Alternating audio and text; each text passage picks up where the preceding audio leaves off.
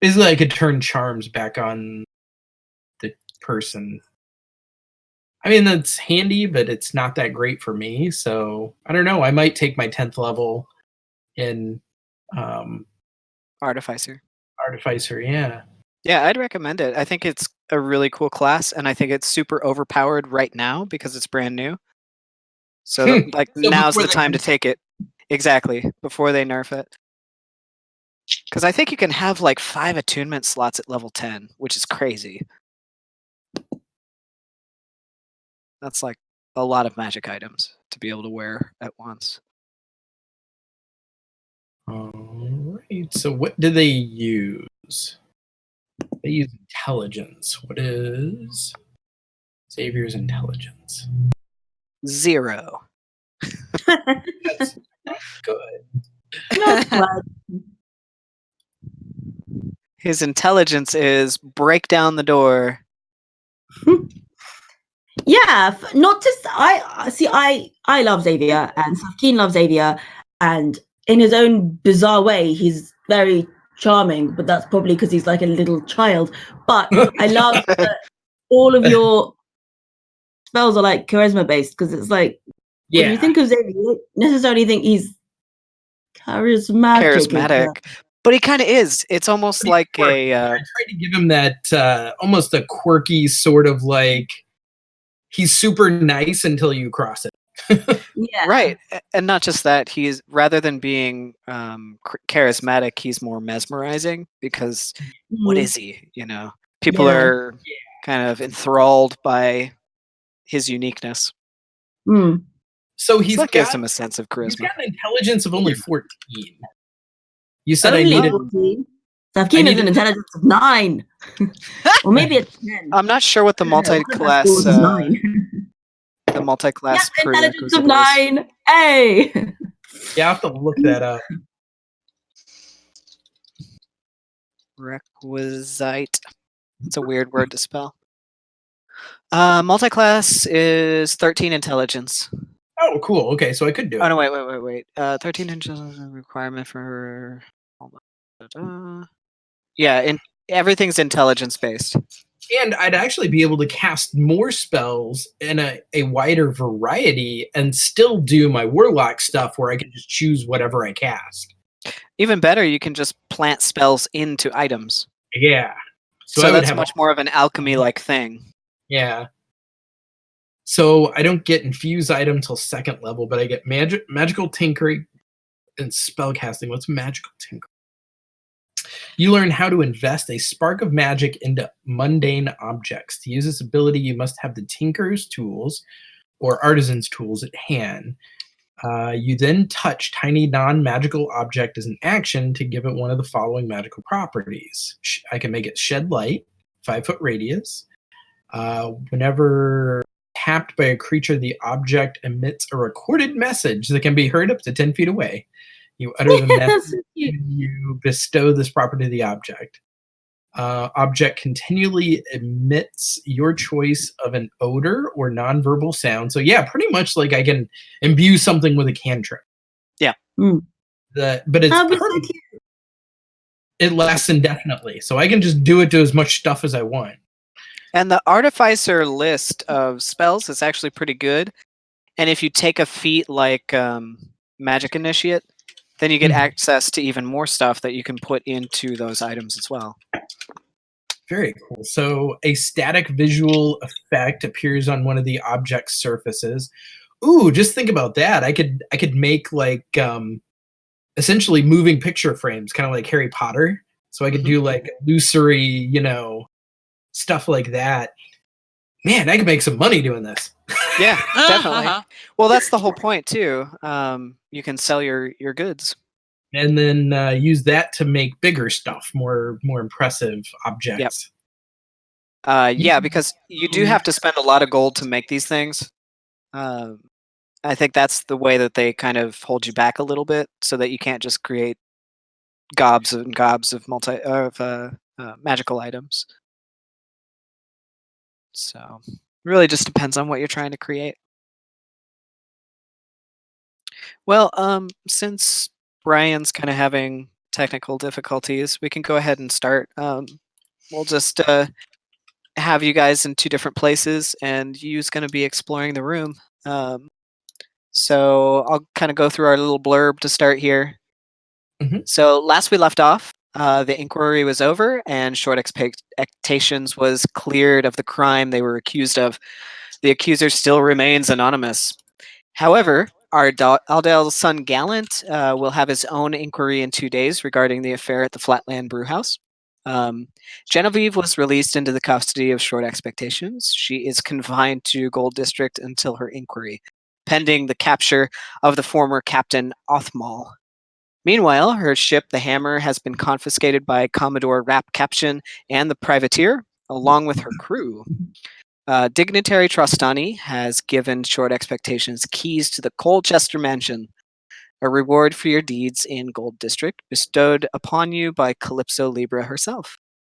Though the Colchester estate is on the Silver District map, it's part of the outskirts of Gold District, so Genevieve doesn't really have to worry about being in that area. And luckily, Trostani has provided you guys with maps of each, so you know where you're going now. So upon arriving at the new house, you were warned by the local Jimothy Rando. The former occupant of the house disappeared shortly after her husband's death. It's said that she went mad in the house, which is haunted by something called the Knockers. You entered the house and proceeded to unlock doors and discover the expansive 3-story mansion. All the while, strange rappings and annoying supernatural pelts of rocks felt by some of the members of your party. Xavier, you healed some vines in the foyer. Safkaen, you discovered a note from the Grand Garter on the outside of the back door near the overgrown garden. Lindel found a way onto the 2nd floor balcony with Xavier without using the stairs into the study. And then Genevieve found a way into the sealed room on the 3rd floor. All the doors in the house are unlocked except for 2.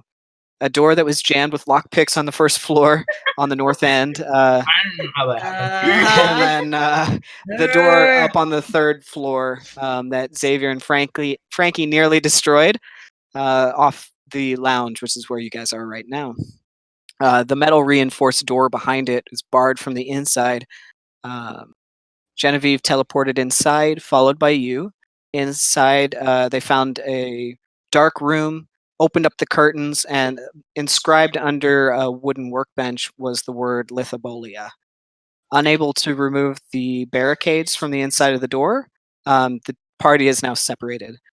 So, Short Expectations, what would you like to do? What is the room we're in now? I'm not sure I don't remember this room. Okay, so Xavier, where you are right now, is the lounge on the 3rd floor. There are 2 doors. One door to the south over here that leads to a small room that you guys already went inside. Lindel was kind of keen on having that room as a bedroom. There's a small bar, some tables and chairs, a fireplace. And then on the, the west end of the lounge, there's another door, the one that you and Frankie busted down and discovered there was a metal barricade behind it. And that is where Genevieve teleported, and then you shortly after, through the wall to the other side. Yes. Which you guys don't really know if it worked or not. Listen to them, like had they like yelled stuff at us? I can't remember. I think Genevieve tried to yell through the door. I'll tell you what, Safkaen, make a perception check. Oh, wait, gotta go get my dice. I'm not prepared. You don't have your dice. No, I guess I'll just use this stuff. Oh yeah, you can do it in the chat. D20. Deception. No, you have no idea. A 5. Yeah, unfortunately, you don't hear anything on the other side of the door. Okay, that's fine. So maybe they teleported into the heart of the mountain. You don't know. Can I go over and like... Did we look at this little chest when we went in there before? I don't remember. What little chest? Yeah. Yeah, you guys went in all of the bedrooms, and they all seem to have a footlocker. near the Oh, of bed course. or somewhere in the room, Yeah. and all of them are empty. Okay.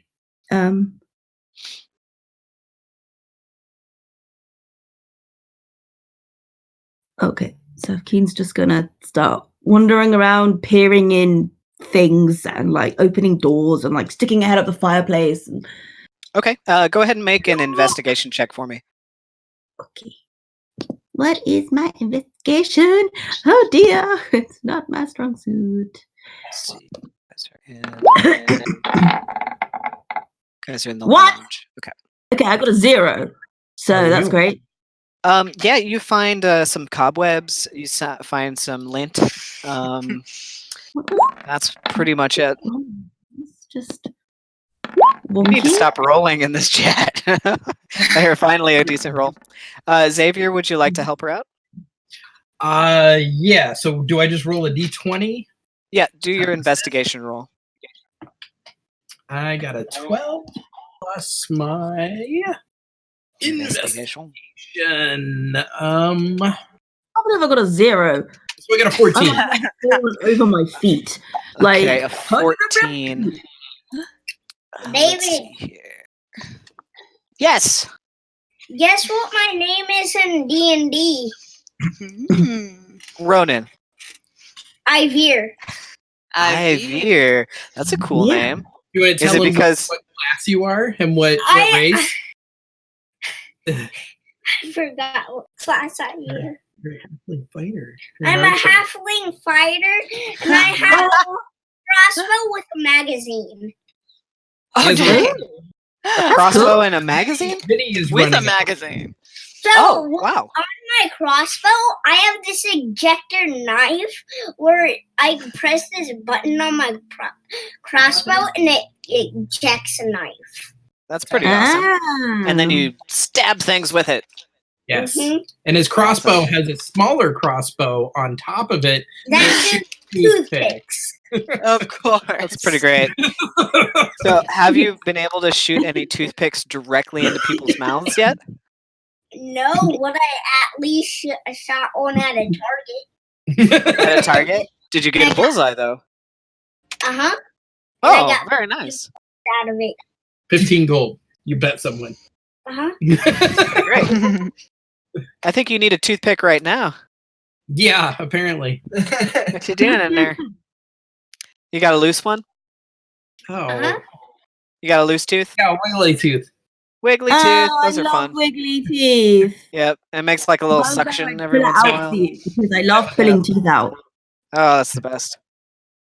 All right, the buddy. I best. let you go away. I want to roll the die. Do it. How do you roll Yeah. that? Roll a dice to see if your dad helps me to find stuff because Boom. my character's Roll. stupid. So. Oh yeah, I remember doing it. And then you click and drag.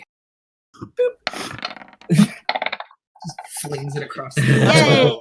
Let me Xavier, you don't come up with much more. You find some alcohol in the cabinet. You find some glasses. That's about it. Surely you have a plus to your investigation, Xavier, no? Yes, I do. It's a +2. 14! Does that help? Please Alright. help me. No. Unfortunately, Aw. you guys don't find anything else in the room. Got to be on the yeah. There you go. Can I go back to the metal barricade then? Yeah, sure. All right. Is there like a gap between the door frame and the metal barricade? Roll perception check. Okay.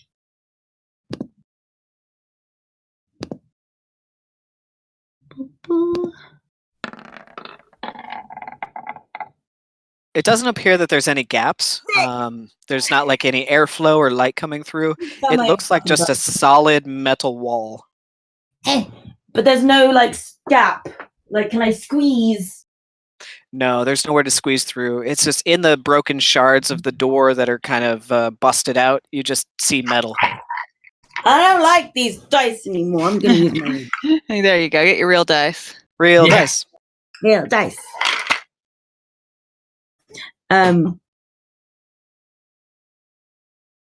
Meanwhile, would you like to do anything in the dim workshop where you're at right now? Isn't something on fire? I thought there was some sort of bad thing happening to us.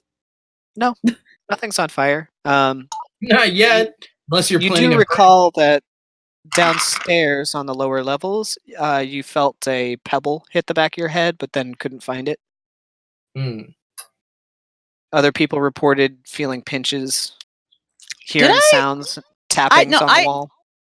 I didn't think I heard tappings. That's what happened to you. Oh, okay. Maybe it was Genevieve or Lindel that got a pebble to the head. Sorry, you was trying to figure out how she got the specific number of spells. What is 18 plus 8? 26.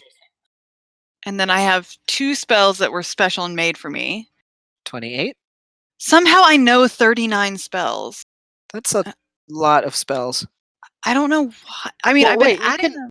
You can know that many, you just can't have that many readied, right? No, I don't have them ready. I just meant like every level I get to gain 2 spells, right? So every time we leveled up, I've been going through and clicking 2 more spells. But then this time when I checked, it says that I know all these spells, and I don't remember adding them. I don't remember adding Wall of Fire. Is it because of a magic item? So when I was playing in the other game and I got that staff, Yeah. the staff of fire, it added all those spells, my castable spells. Oh. So if you added an item that can cast things and you're attuned to it, it might just automatically add them. Yeah. Oh, okay. So I should stop messing with these. When I ran my Kinku, yeah, it gave me like Wall of Fire and Burning Hands and I think Fireball. Because I had that. Because it's on the item. Right. Okay. I'll stop freaking out about those then. All right. Yu's in there with Genevieve. But I mean nothing's attacking us or anything. So I'll just look around the room. What's your intelligence bonus, you? Intelligence bonus, a +4. Nice glasses. So your intelligence bonus times 4 is how many spells you know at each level. So first level is times 4, second level is times 3, third level times 2, and then fourth level is just your intelligence bonus. You shut the door behind you. If your bonus is 4, that would be 4 plus 8 is 12, plus 12 is 24, plus 16. And on your way out, we give you another beer. 40 spells? And that's how many? I know 39. So Okay. it was correct then? It's either correct or I'm giving you too much credit because at first level your intelligence bonus probably wasn't 4. Thanks there. But it was probably 3. I put most. Then that would make sense. If you bumped it up at level 2 to +4, then that would make sense. It would be 39. Okay. Then I have the correct number. Never mind. You is a smart, prepared wizard. Ooh, I want some. According to the Is Amber Ale. wiki page I just pulled up anyway. What is that? Amber Ale from Beer? Independence Brewing. It's David, It's really good. go get me. Can I have some vodka, please? Only if you decide what you're going to do with your next turn. So think about it. I'm going to go get you She's a gonna drink. invest. You can't have vodka. You have to have vodka from like Think 6. about it. I'll be right back. What? We have vodka for breakfast. You ever heard of mimosas for brunch? Or Not Blackberries everyone. for You, breakfast. you have Blackberries? vodka for breakfast. Huh? You have vodka. Vodka. In something. Yeah, that's good enough. I thought when I bamped into that room, something bad was happening. There was smoke, or there was something attacking. No, I think whoever bamped into the room got trapped. Like they couldn't get back out. But I don't think anything bad was happening. Well, no. So she went in, and she was in there alone, and then I cast Locate Object on her pendulum. Oh, yeah. Yeah. And so then I bamped into next to her pendulum because I didn't want to end up in a wall. Right. I remember that. But then when I bamped in there, I thought there was like a howling noise or we were hearing a loud sound, but then he stopped it. David, you don't remember that at all? I wouldn't because I wasn't in the room when you said it. What? Nice. I thought when I bamped into that room, there was like a howling noise or like swirling winds. I thought something was happening. No? Don't think so. Okay. That's why I couldn't make my turn. I was trying to figure out what was happening to us. So we're just in a room. You're in a room and it's dusty and dark, and Genevieve's thrown open curtains. She also did a little bit of investigating. She saw that there was a smelter, several tables, an anvil, some books, some like pieces of paper with drawings all over them, hastily kind of drawn out. Okay. A lot of metal smithing equipment, and then underneath the desk, when she went under there to get into a container, she saw that Lithobolia was written underneath the workbench. Okay, you will cast light on her cup, because if it's like 8 or 9 at night, there's no light coming in those windows, is there? Exactly right. Okay, so I'm going to cast light on my cup and hold it up. Ta-da! Ta-da! Can you guys see in there? Safkaen has been struck by a brainwave, so she's going to turn to Xavier and say, "Hey, Xavier, you're smart, right?" Yes, I am quite intelligent. Could you help me do something? Of course I can. What are we going to do? We can't get in from this side, but what if we go downstairs, go out a window, climb up, and see if we can get in the other way? But the problem is, I don't think I know where that room is from outside. As a very intelligent person, not a tree, I have a better idea that make it. If you want in, take my hand. Oh, you can miss the step. But what if I go with you? But wait, what if everyone, I go with you don't and we can't leave me get out out? here. Lindel, you can misty step, can't you? I don't know. Let me check my character sheet. Okay, while you guys are talking, you wants to go over and examine the lock on this massive door and to see if she can just open the door from her side. Can I do an investigation check for door opening abilities? Yep. Go ahead and roll an investigation check. You guys are going to be so silly if I just open this door. I rolled a 3. No door. Well, it was a check, +4, 7 total. 7 total. Okay. There are 2 very large wooden beams across kind of a metallic-looking hatch of some sort. And the beams, they're twisted. It's very strange, like a corkscrew. And on either side, they're attached to these large pillars on either side of the door. Some kind of weird contraption. God, I hate gadgets. I love gadgets. I'll just yell through the door. If I go with you and we get stuck in there and then we can't get out? Wouldn't that be an adventure? I'm going to cast Dimension Door. No, not an adventure. She's just yelling, "Hey!" through the door. "Hey, crew! We're alive! It's okay, Xavier, we're alive!" Xavier casts Dimension Door. Safkaen, are you willing? He's reaching out for your hand, about to pull you through. If you're not willing, it won't work. Yeah, you gotta be a Linda, willing what should I participant. do? Trust me, it'll be fine. You have 3 seconds. 2, 1. I'm gonna grab her hand and pull her. All right. The 2 of you Dimension Door. Where would you like to go, Xavier? Here. How far that direction? Just like 2 feet, basically. 2 feet. Are you sure? You're gonna die. Go in like. Oh no! 2 feet that direction through the door. So Go ahead. basically right through the door. So if the doors were to open, the distance that those doors would swing in. All right, roll me percentile dice. Oh no!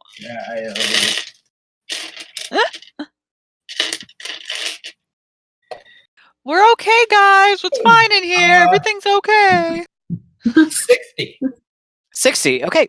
The 2 of you Dimension Door right through that space into a dark, hollow chamber. You have no idea where you are. It's dark. Xavier, you can see Safkaen is completely pitch black. You feel Xavier's woody hand, but that's about it. And Xavier, it's like you're stuck in a tube.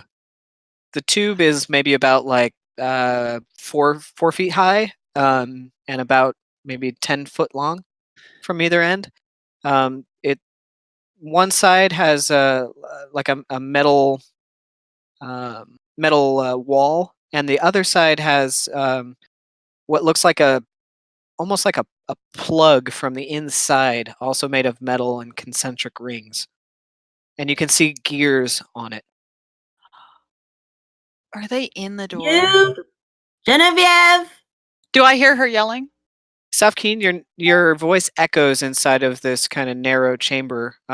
It's cold, it's made of metal, and you guys are actually seated on a half circular floor that's cold to the touch. You roll a perception check. Can I sort of move, like stick my hands out in front of me to see if there's like... Sure, you crawl along, and eventually you make your way to a wall that feels like hard, like metal edges. You feel like hundreds of these metal edges against this wall. 13. 13. You do hear a muffled sound coming from the other side of the large metal door. I'm just gonna bang. Oh, am I hearing like the bong, bong, bong? No. Oh, okay. It's a muffled sound. Do you? I don't know if they can hear us, Genevieve. Hey, do you guys hear me? No! Genevieve! It just sounds like... I'm going to see if I can climb. Can I start moving up? You said it was a cylinder. Can I start moving up through the cylinder? Sure, you start moving like up one of the walls, and it's curved and round, and eventually you get to a part where it curves back over onto the ceiling, and you slide back down. Xavier, are you all right? It's a horizontal tube made of metal. Yes. The plan went perfectly, other than we don't know where we are and we may be trapped.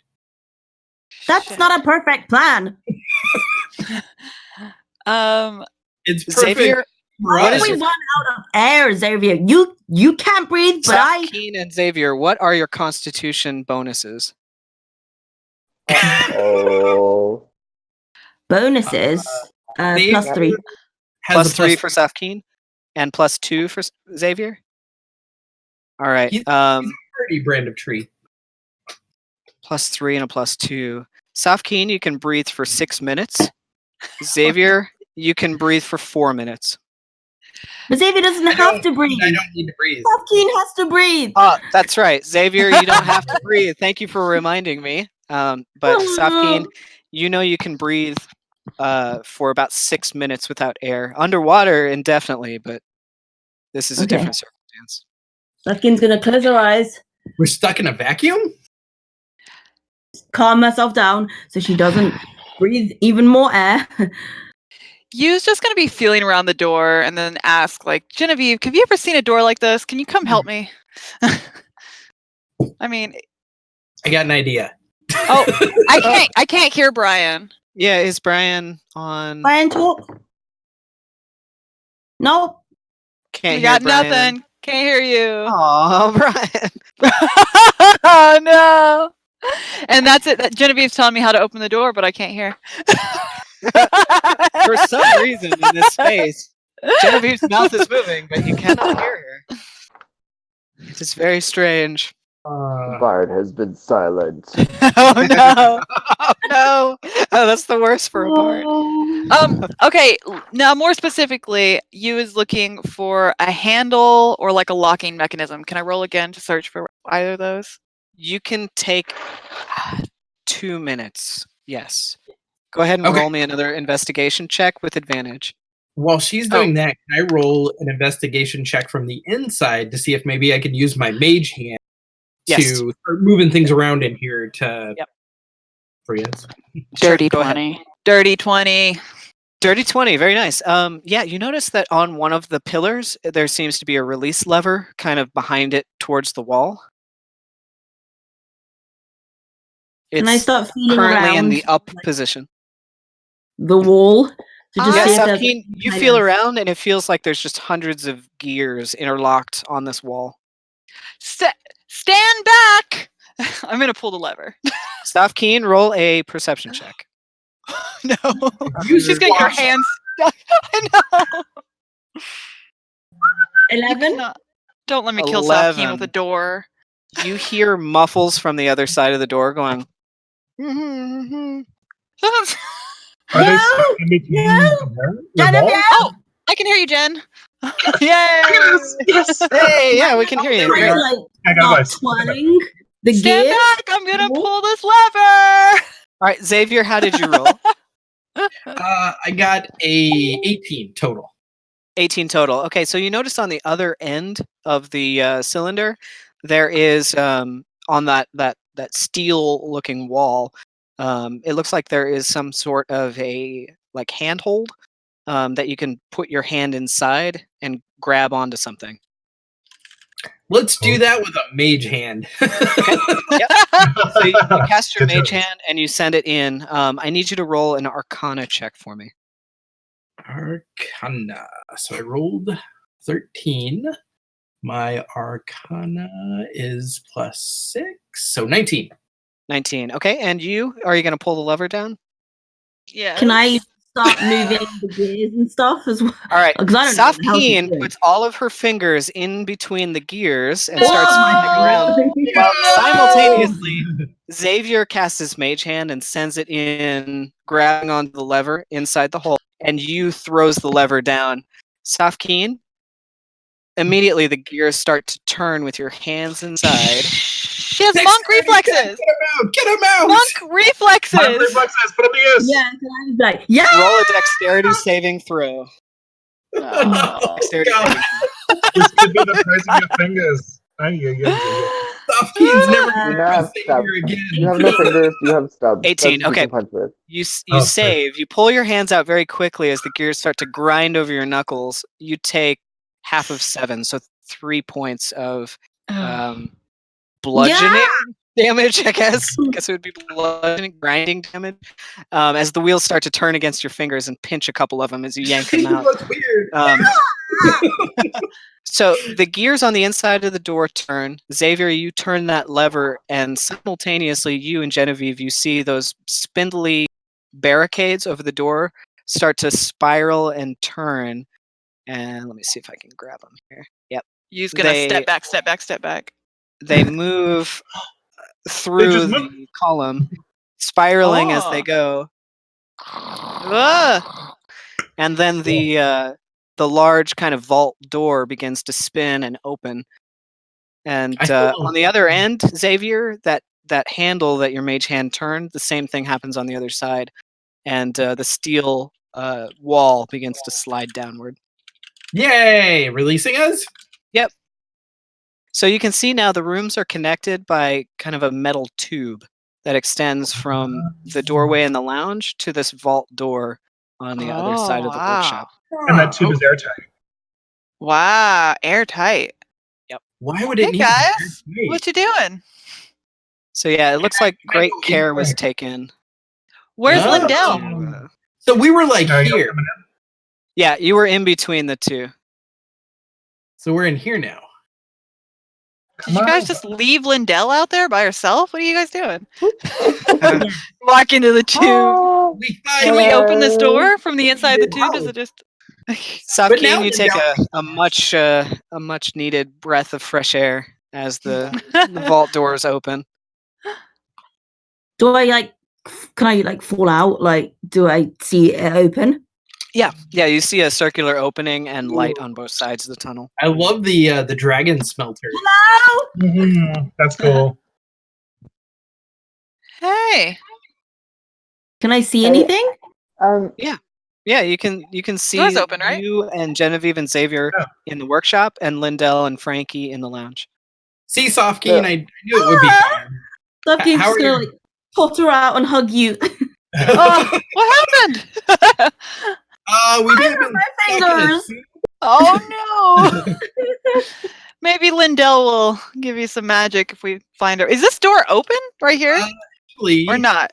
So Lindel's just chilling out there with Frankie. Yeah, right now there's only one door that is unopened. Nope. No. No. Xavier is going to reach out and touch Safkaen's hands and cast Cure Light Wounds. Aw. Yeah, go ahead and roll for healing. 6 I'm points. going to turn off the dynamic lighting so you guys can see everything. My head's on world. Sorry, so which was the cabinet Sorry, carved in it, though, in here? What's that? Sorry? Which was the cabinet with the words etched into it in here? There was a workbench right here, right next to where you were at. Uh, That workbench on the underside is where you were kind of like rifling through. There was like a chest under there. And underneath that desk is where Lithobolia is carved. Lithobolia. I want them to come and see this. You guys need to see this. There's something odd carved underneath this table. Very peculiar. Something about rocks, I think. Rocks. Oh. Litho means Right.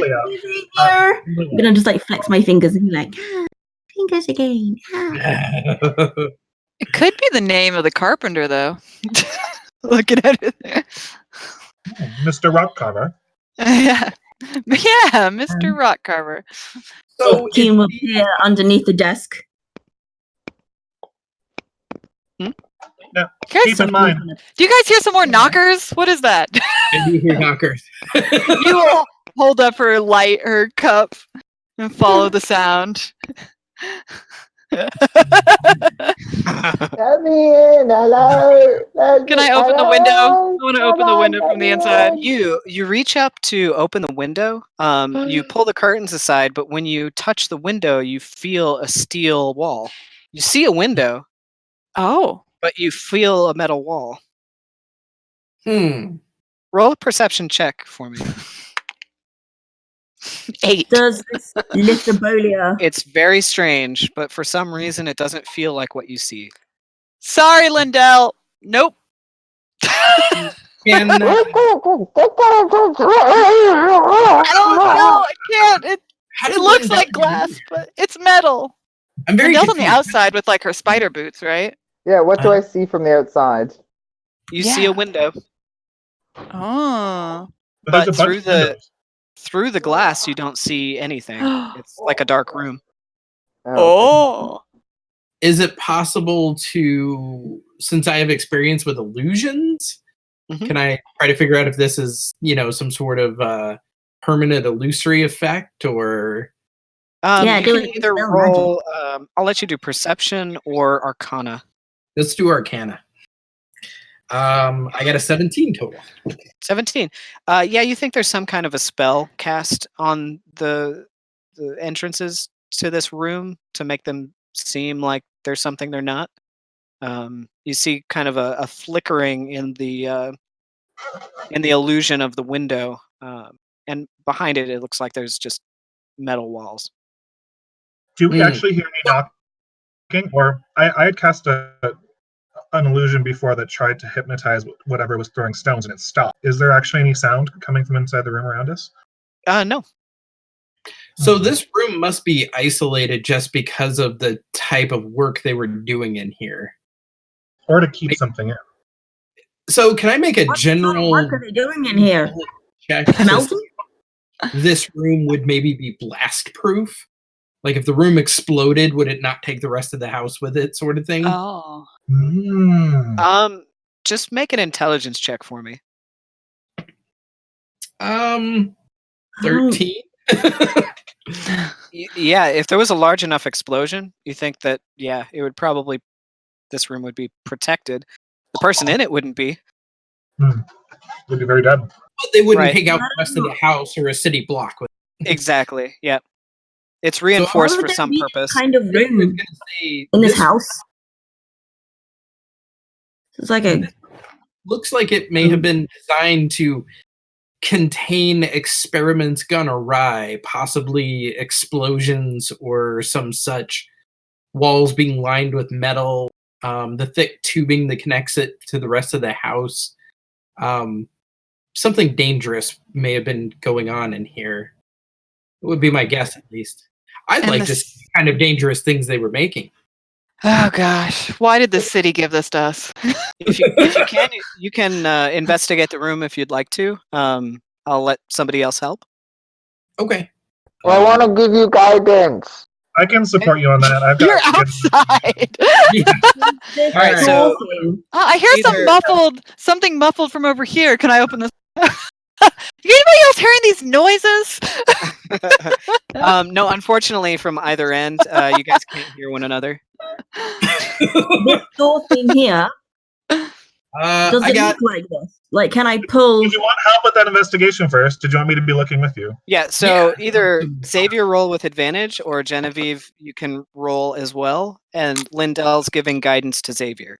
What's your No, preference? no, because I'm outside the window, so I can't. Yeah. I have to touch Okay, him. okay, yeah. So, Yeah. yep. Do you So want to stealth the Xavier, roll with advantage, or Okay. you guys can both Xavier, roll. you go with him. I'm just Okay. like, I'm giving you some guidance. What is my total? I just rolled a nat 20, so Hey, nice. investigation is a +2. So I got a 22. 22. Okay, let me get to that room real quick. All right. So, as you are going through the room, you find a lot of scrap metal. You find several ingot of different kinds of metals. You find a smelter and a forge. There's a nice large anvil. There's a pile of kind of like failed weapons and metal pieces. There are 4 short swords and a long sword on a table. There are various plans and documents with drawings on them and schematics for various things. You find a box full of arrows. There's another kind of stand-up, standee type thing with various weapons on it. There's some shields in there. There's this strange looking glass on a pedestal near the anvil. You're not really sure what it's for. Looking. How yep. big? I want to look through. It's about 2 feet in diameter, and it's like a lens that's on a pedestal. Can I stand behind that and use that and start to like shift it to look around the room through it? Sure. Yeah. Yeah. You hold it up, look around. It's making kind of a weird fisheye magnification type thing as you look around the room, giving you tunnel vision. The most interesting thing you find though is there's a locked chest under one of the false windows over by you and Genevieve, and it's very strange. It Strange doesn't. how? It doesn't move. You notice that the floor tiles are kind of above the base, almost like the floor is cut out and it's sunken into the floor slightly. I'm gonna say, hey everyone. Fairly unusual chest over here. It looks like it actually sinks down into the floor. That's peculiar. Also, you do find the door mechanism where you found it over behind the pillar on the wall. So you know how to open that door from the inside and close it Okay. as well. So does it And look then like maybe you find the lithobolia carving under the desk as well. Okay. Did we find a key anywhere? Did we find any weird keys? Let's try the ring of keys we've got and see if any of them unlock this chest. Whoever has keys, could they come try? Safkaen has the keys? Yeah. No? Yeah, I always give her the keys. See, she Safkaen's remembers. got the key. Okay. Just like 2 minutes. Trying to open I'll this be door done. though, so Oh, They're- yeah. you'll have to call over to her. I think the door's open. Yeah, the door's open. The hatch is swung open right now. But we Oh, can't so get. Well, was this door open though? Because I thought this was locked, That one. right? The door is It- partially destroyed. Oh, destroyed. Right. It showed The the- doors from Frankie and Xavier.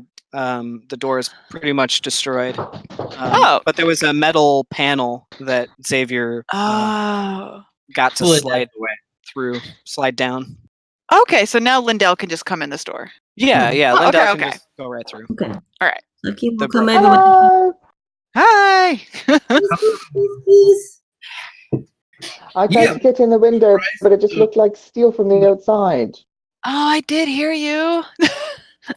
It just I looks couldn't like fi- from steel from this side too. I couldn't find a lock. I Kim couldn't will find try nothing. the first key. Okay. Key number 1. It doesn't fit. It's too big. Key number 2. Same thing. It's too big. The skeleton keys don't even fit in the slot. These keys don't work. Does anyone want to try and pick the lock? And before we do, has anyone checked for like traps or anything like that? No, not at all. No. No. None of us can do that. Lindel, would you like Look to at check? David's smile. Look at that smile. Look at that right there. That's why you check for traps, right there. Who would trap a chest in their own home? In their own home. It's quite in a safe spot. Hard to get to. A crazy paranormal gadget builder, that's who.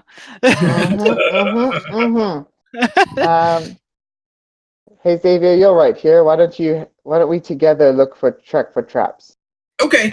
Can That's I a nice- offer assistance to let Lindel roll with advantage? Yeah, My that's fine. investigation's +0, so Oh, my investigation's +2, so I Mine guess +6. Whoa, Oh. +6. Genevieve, search for traps. She's the Genevieve, come check for traps. I can help. You want me to investigate it then? Yes, and one of us will assist you. Okay. Guidance Thanks. What does guidance give me?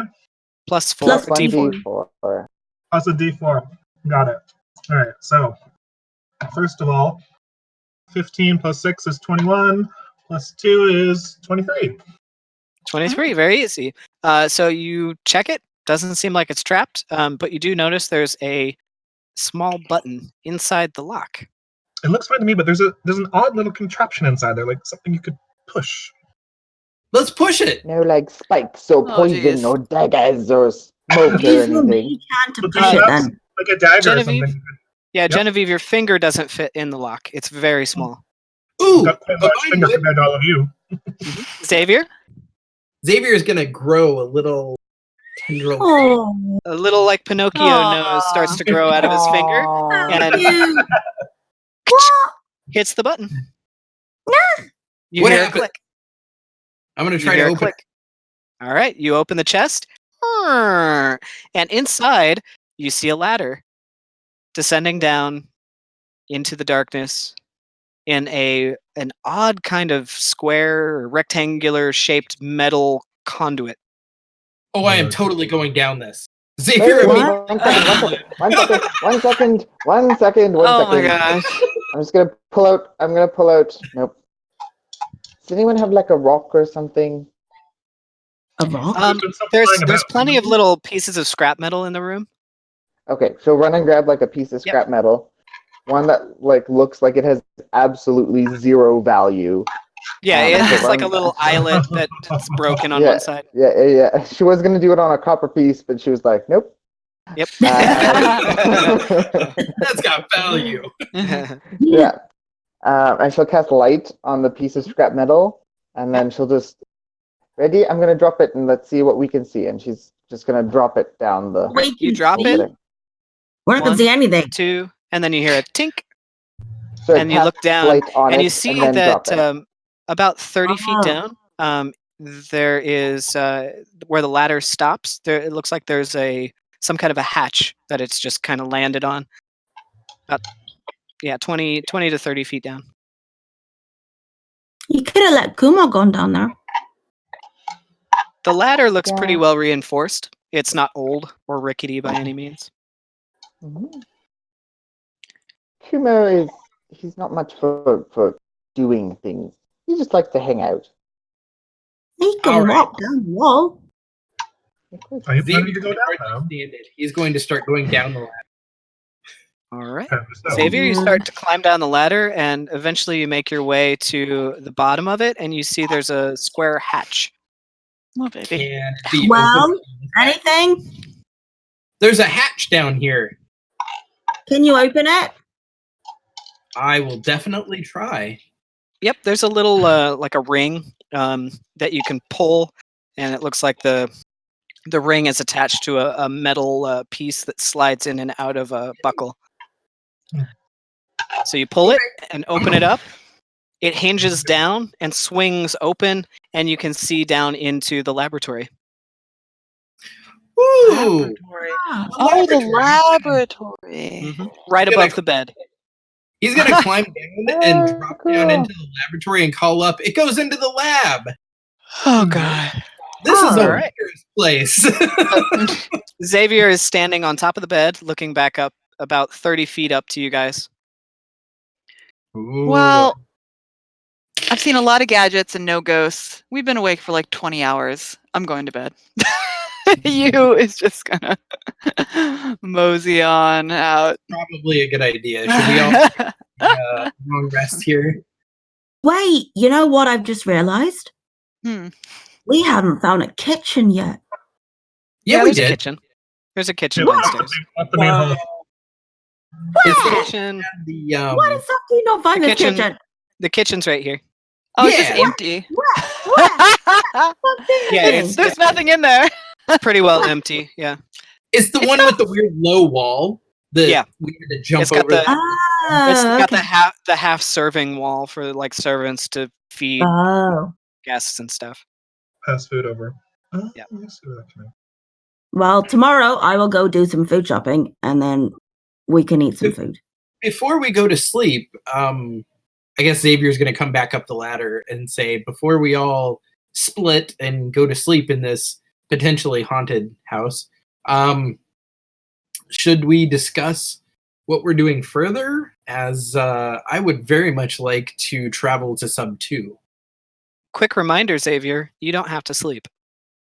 I don't, but I have to go inactive for a little. Ah, I think 4 hours is all I need. Yeah. But I'm it'll happy to go with you, but You're I just want to gonna go sit get in this some- chair.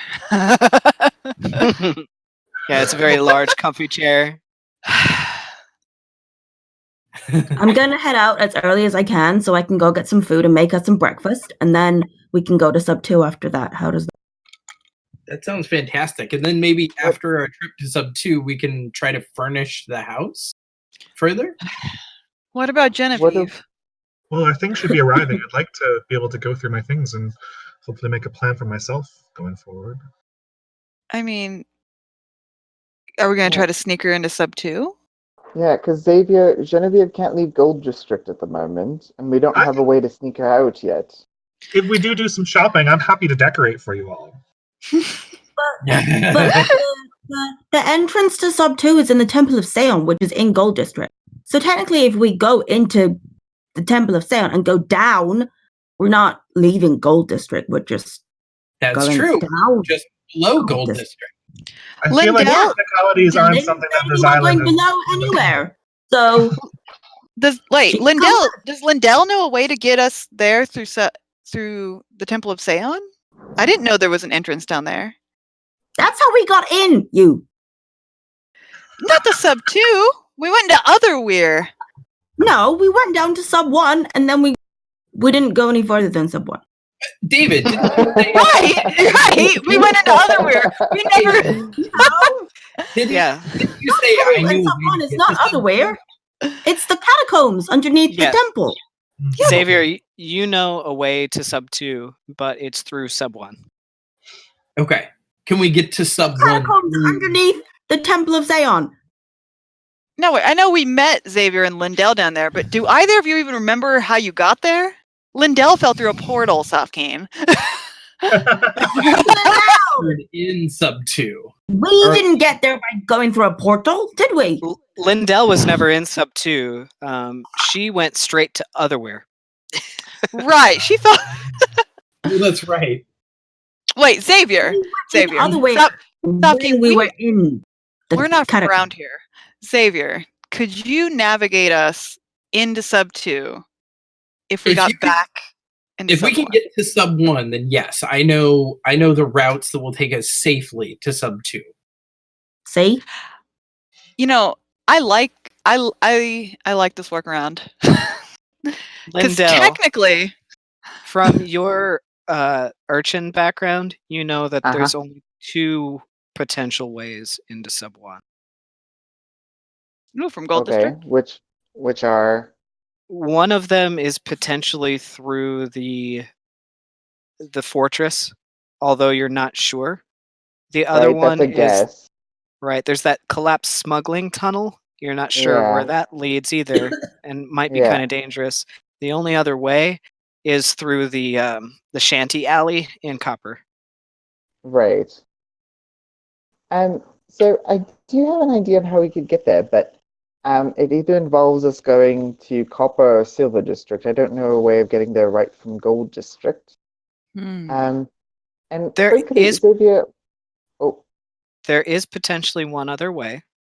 It's the same way that I can't remember what item it was, but when you were still at the orphanage, something came down the waterfall. Do you remember that? Oh yeah.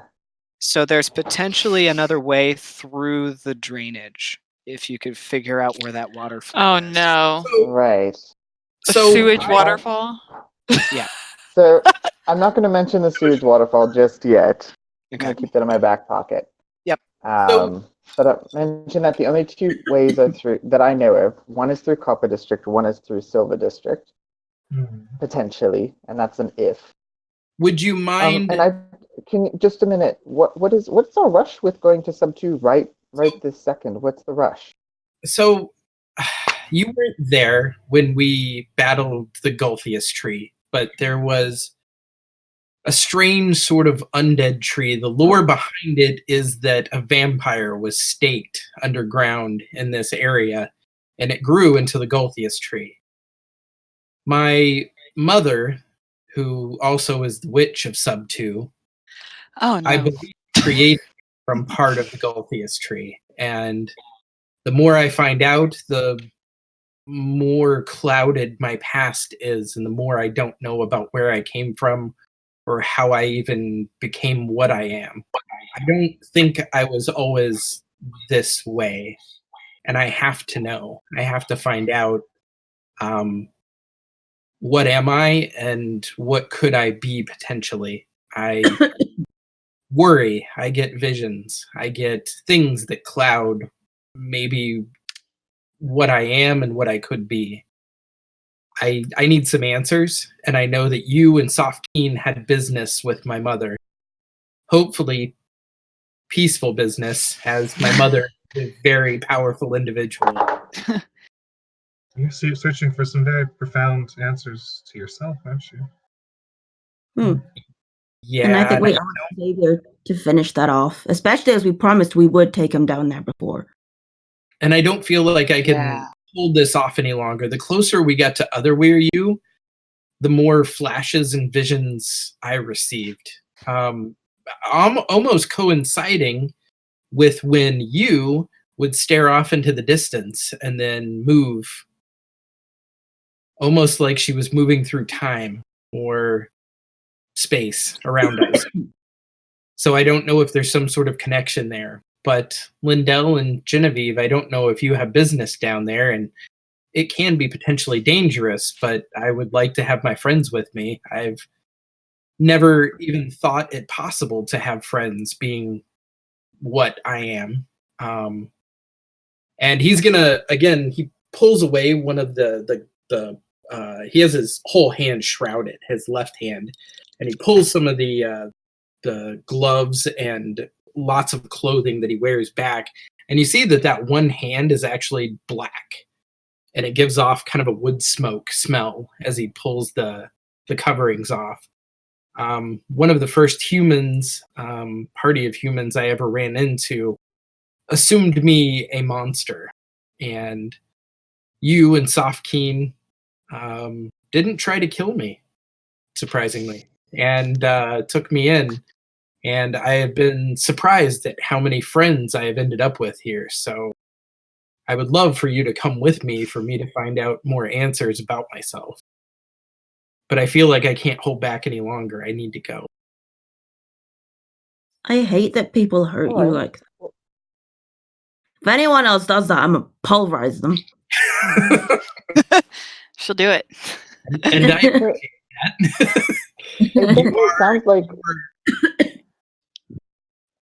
It definitely sounds like we need to get there.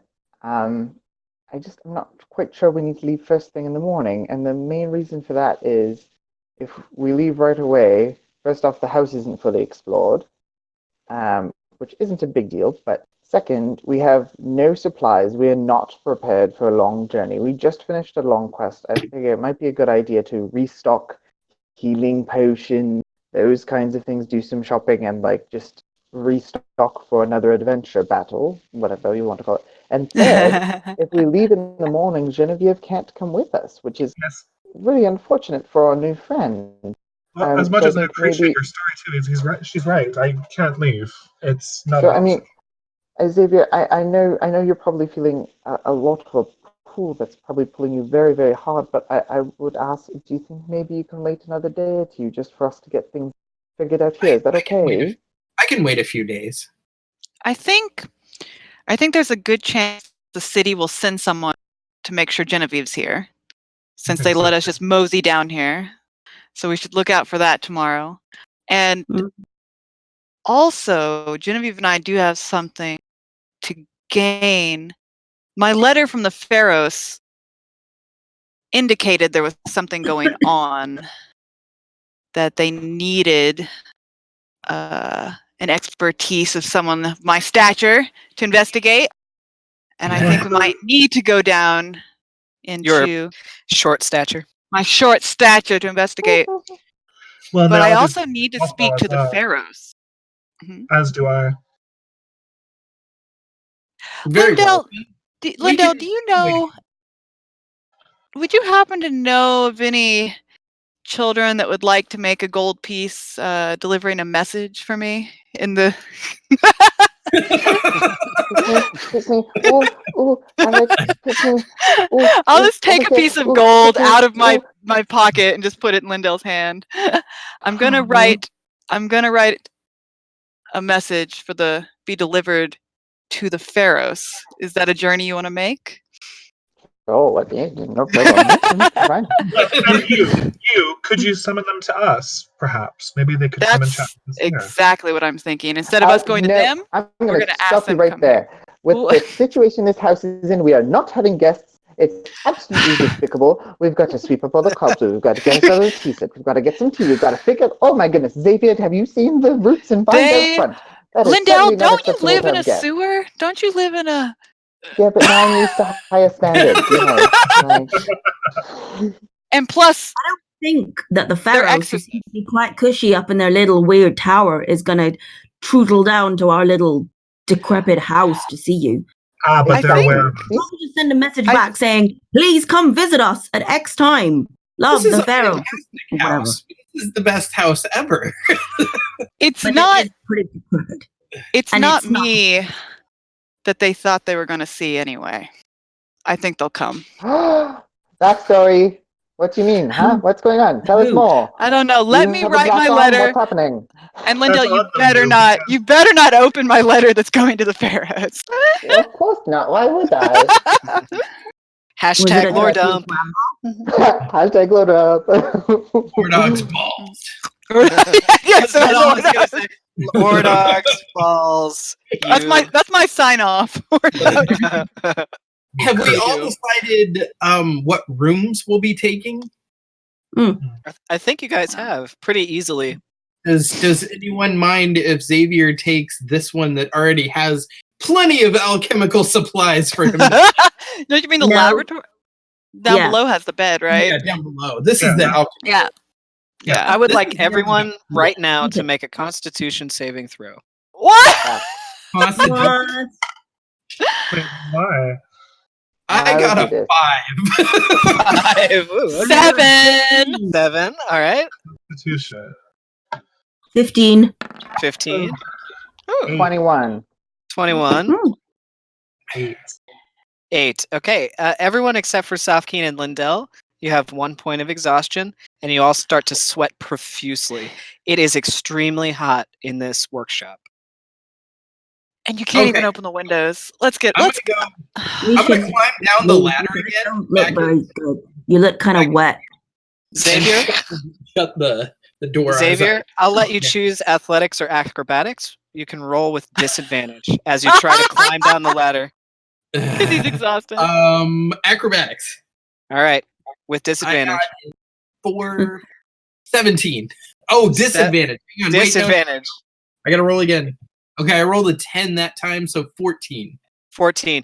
You slip on one of the ladders. Your body is just absolutely exhausted, and you're not sure why. But you make your way down the ladder, dropping onto the bed into the alchemy lab. I think I'll meditate a while. He's just gonna lay down. He immediately just kind of sprawls out. Okay. Should we go down that way as well? Lindel, your room's No. up here, right? What? I'm taking the How do normal I get stairs. this room? A shovel? I don't Yeah, have we it. wanted. Where's Oh. the shovel? Yes, we told you that you wanted it. You know I'm where sorry, I probably wasn't listening. Yeah, I don't think you were here last time, so You got the whole top floor. It was all not yours. this one. This is not your No. room. Not this This room. The other two tiny, are there. cute little room is your room. Ah, thanks. And I think All your right. window's open. Yeah. All the other windows in the house seem to open. They just have the heavy curtains you have to pull aside. It's pretty dark outside in the city streets of Gold District and the crossing near the signal tower, except for the electric lamps, which light up the cobblestone street down below. So there's a little bit of orange light coming in through your windows as you all make your way to your respective bedrooms. Wait. I'm not leaving it. Hold on. I'm not leaving Sorry, it. I'm not leaving it either. I had some Okay, stuff. yeah. I was going to I'm say, waiting for everybody along else the to leave, though. way, before you guys turn in Genevieve for and the I night, lock is there eyes and we're anything you'd like, we're to not do? done yet. Yeah, so before everybody turns in for the night, is there anything you'd like to do? I'm trying to wait for the room to clear, so I'm giving stink eye to Lindel. And looking Okay. at the door, and looking at her, and looking at the door. And I looking at am nope. Xavier That's like is stink just out. face. Xavier is just done for the day. He's like, nope, I fell. I'm done. All right. Yep. So you get on your bed and you kind of cross your legs and do a little bit of meditation. Your roots kind of relax a little bit into the bed. Your He's leaves. gonna pull off all the clothing he's Yeah. wearing. Just go all au naturel. Yep. You lay it all out. The bed is Quick comfy. berries. The bed is comfy and it's pretty quiet in the room right now. So you begin to meditate. What's everybody else doing? All right. You's Wow. gonna The rest are Well- hungry. wake me up when there are biscuits. And you's just gonna start walking down. When do you want me to deliver the letter? I've got to go downstairs and write it. Okay, keep me posted. I'll give it to we you do first take thing in the tips morning. for good delivery. So your room has a bed and a chest at the foot of the bed that's empty, but nothing Yeah. else. There's no desk. What? Okay. You make your way down to your room and open the door and close it behind you, And I looking just, into the empty just do space. a little spin Yeah, around. looking around and you just kind of shrug. Whatever. Just Might pull as out one of well. my spell book and just write on the spell book. Safkaen, you do the same and make your way down to your bedroom. Looking through the fireplace, you can see you just kind of wandering around her empty room. What are you doing? I've got to write a letter to the pharaohs. You guys Are you have- talking to me through the fireplace? Yes, you guys have absolutely no privacy Very because of this good. fireplace. I've got to write a letter, even though I want to Oh. sleep. I'm gonna go to bed then. I really miss my dinosaur bone. Right, Safkaen, you jump into Oh. your very comfy bed. Oof! I'm gonna run over. Is it winter or is it? Yeah, it's early winter, so like maybe early November. Should we light this fire? Is it lit? Yeah, it's pretty cold in the room. I thought big manors like this came with help. Isn't there supposed to be a groundskeeper around here or something? Aren't There's we just- supposed to be the help? I call from the bed. Oh my gosh, we're the help, aren't we? I hate this city. I can't make a fire. I can put out fire, but I can't make one. You's gonna make a fire. All right. And I'm also though gonna unlock both my windows. Okay, you go and you pull the curtains, unlock your windows. It's pretty cold outside. And I'll put my spoon on the windowsill, trying to draw CC towards the house. Nice, okay. You put a little cardboard box over it and like a string.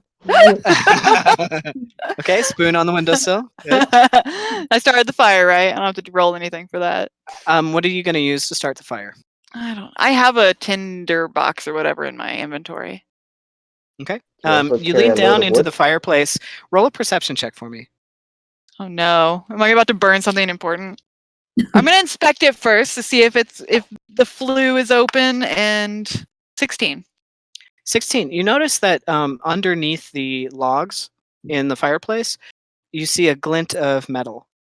You dig down into it, and there's a large kind of L-shaped brass arm of some sort. I hate gadgets so much. What I mean, would she have any idea what this brass arm looks like? Is it You're to not open the sure flue? what it is, but it's about maybe 20 pounds. It's pretty heavy. Oh, so it's like a heavy thing I gotta like drag out. Yep.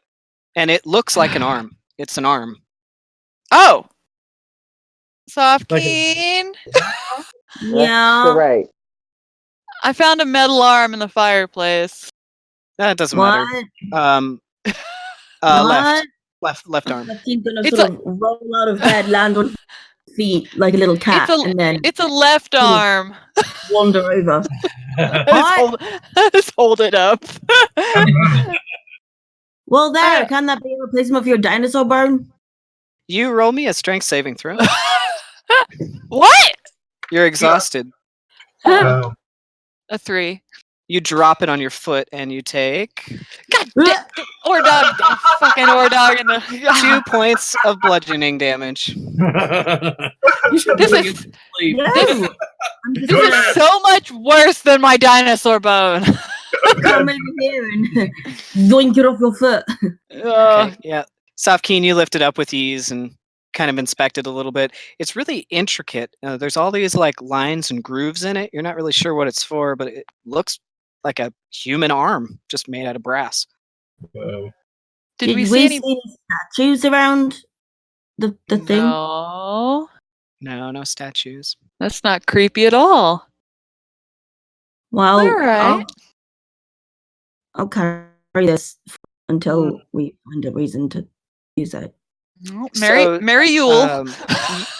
You go ahead and add 1 left What does that brass mean? arm to Safkaen's your keeping it. inventory. Safkaen's keeping it. Safkaen is? Well, I meant to the group inventory. If you want to just keep it in the group. I will put it in the group inventory. 1 brass What arm. does that mean? I doubt Safkaen's going to be carrying that around with her all day. Oh, it's just something we celebrate on Auburg. You know, winter festival where you give gifts. Here's this brass arm I found for you. Gift. Brassy. So if any of us ever get an arm cut off, we've got a backup. That's Does right. that mean I have to give you a gift back? Wait. And Safkaen's going to sort of rifle through her inventory. And she will pull out. What will she pull out? She will pull out her. She doesn't. She will pull out her. She will pull out her bag of beans, rifle through, pick out the biggest bean, and then hand it to her and be like, "Merry Yule." Thanks, Safkaen. You're gonna give her 1 of the beans. Interesting. Let's see. You cast light on it. It's like a glowing bean. And then I'm gonna go put it on the by the other unlocked window. So I've got a spoon and a glowing bean. I set little CC traps. Little CC. Lure her in. All right. You's gonna quickly on top just rip out a page from the back of her spellbook, write a note to the pharaohs, fold it up. Safkaen will lug the brass arm back to her room with her.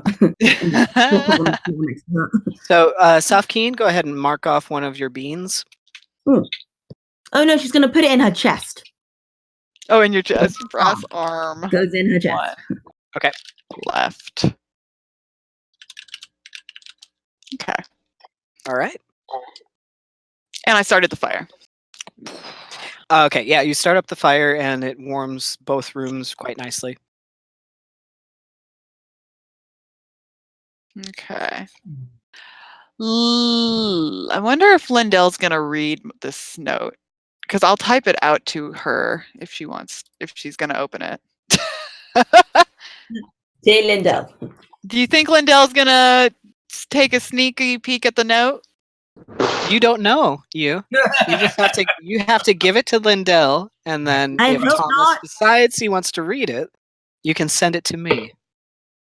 Oh, I'll send the note to Right. you. That way you don't know. Okay. Send Okay. the note to David, and then. Okay.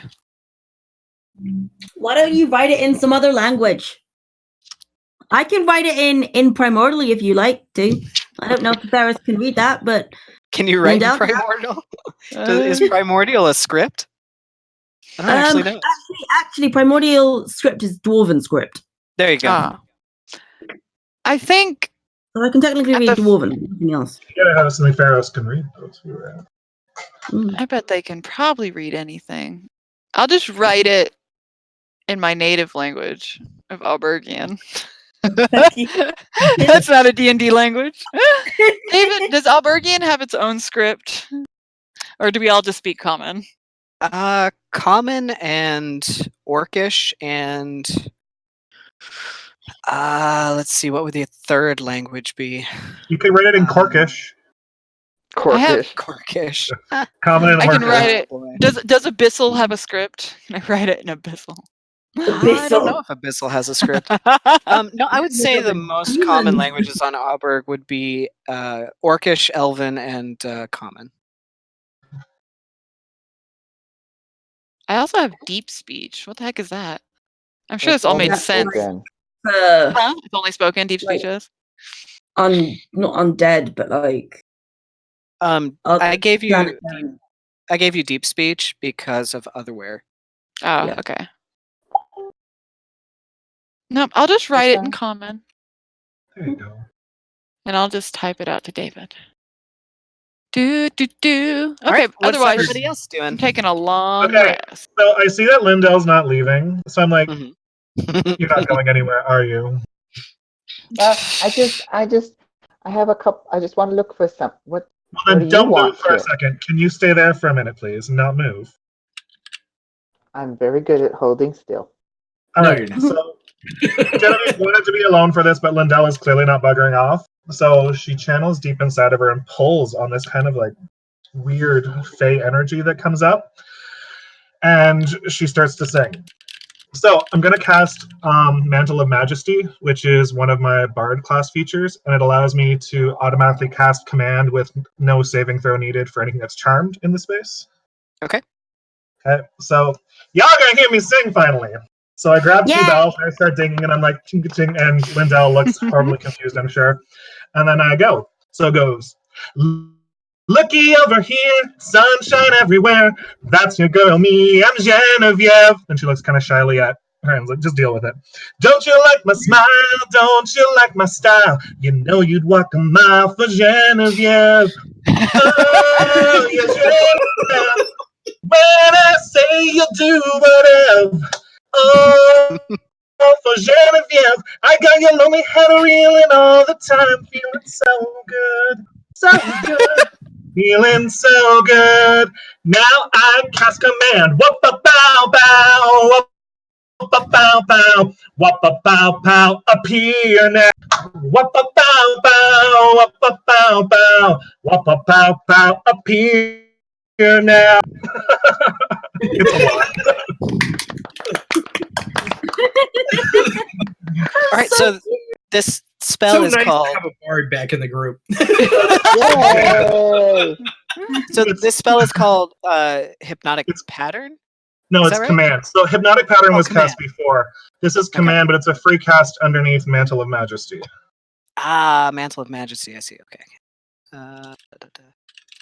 So command has specific ones, but it says your DM, if I want to use another word, can choose how they respond to it. Yeah, you're fine. I just need to read it real quick here. Okay. It's a bonus action too. Wonderful. Let's use now.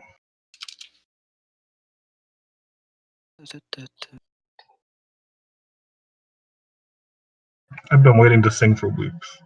You did so good. That was awesome. So cute. Thanks. I'm gonna have that song stuck in my head now.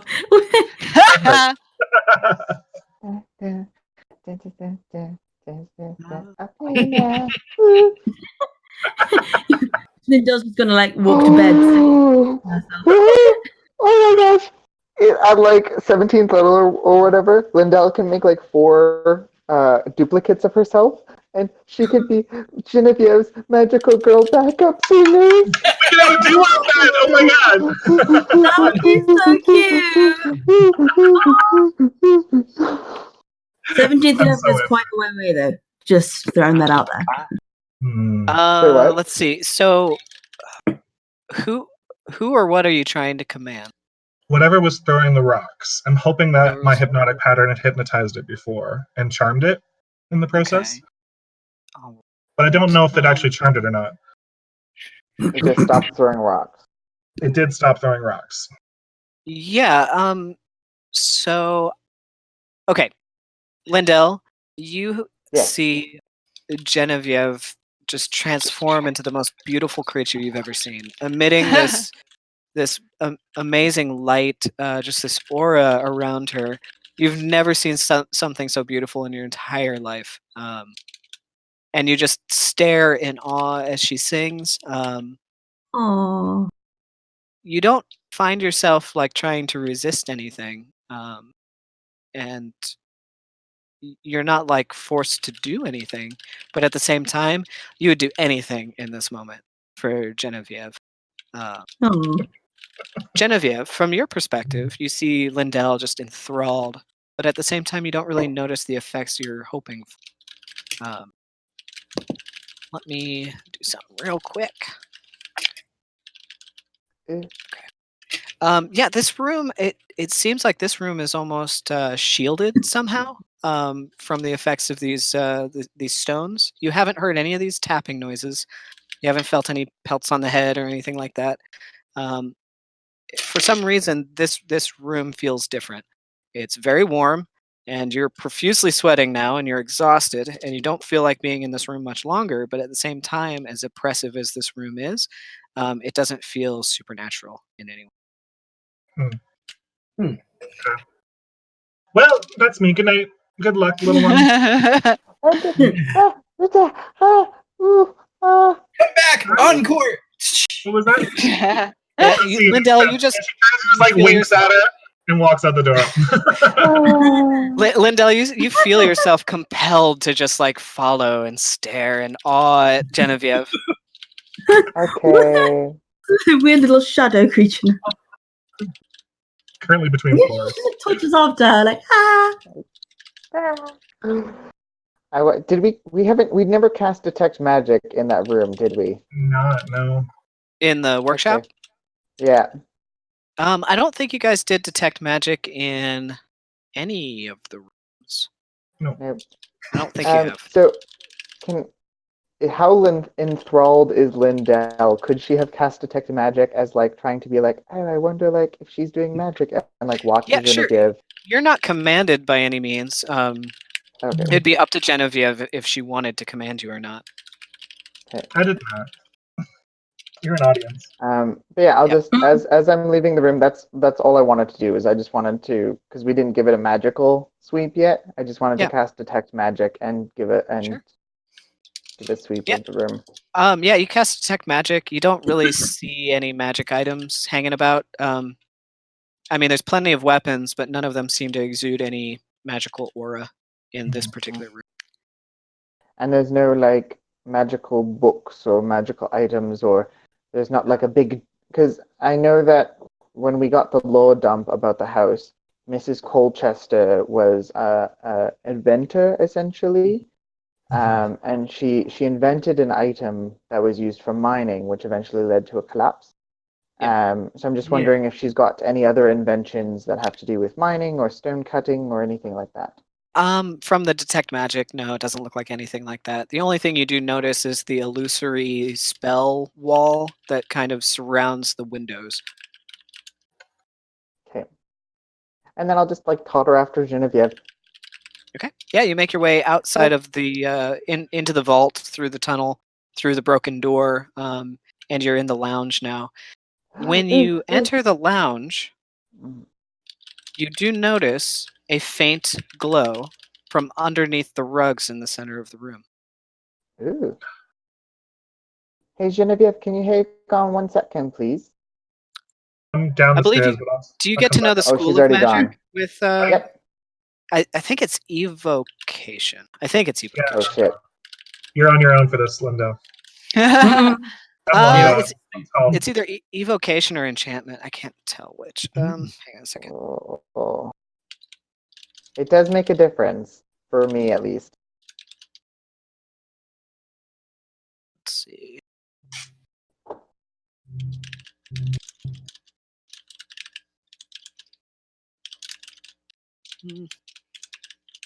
Why is this so hard to find? D and D.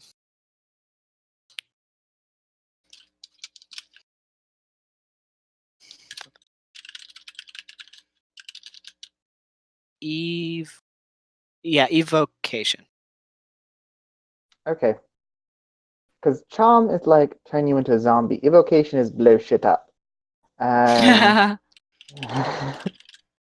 it's underneath the rug. Yeah, it's coming from underneath the rug in the center of the room. Okay. Have we walked over that rug yet? Yeah. Okay. So she'll just make a note of that and keep going. As you keep going, you look up and you notice right above it on the ceiling, there's another kind of faint glow of evocation magic on the ceiling, and it looks like in the kind of barrel vaulted, very ornate archway ceiling, there is a metal disc in the center of the barrel vault. Of the what, sorry? The vault? The barrel vaulted ceiling, like a ceiling that comes up like this. Oh, okay. Like almost like a dome with like, one of these. Yeah. And in the center, there's a metallic disc that's got this evocation magic coming. Lindel's gonna pull away the rug. Okay. Yeah, you pull away the rug, and there's another metallic disc on the floor beneath the rug. Let me see if I can move it real quick. Oh no! I moved the entire room. It's gonna be difficult to grab. Yeah, this is gonna be difficult to grab. That's okay. Yeah, it's underneath there. I'll get it eventually. But yeah. So yeah, pull away the rugs, and there's a metallic disc in the center. She will first poke it with a finger. Okay, there we go. I'll move the rug over to here, and then move this entire room back, hopefully. Pull the rug out from under us. Get this back into the right spot, somewhere around there. I think that's about right. Okay, yeah. So you touch it, and nothing happens. Yes. And I stand on it. Stand on it. Nothing happens. Stand on it. Jump up and down a couple times. You jump up and down, and your hair begins to stand up on end. Ooh. I'm gonna try to jump really, really high. I'm gonna try to jump as high as I can. You keep jumping, and like the hair on your arms, the hair on the back of your neck, it all starts to stand up. Keep jumping until something happens. Nothing happens, but your hair is now standing completely up on end. Ooh. I think there's something.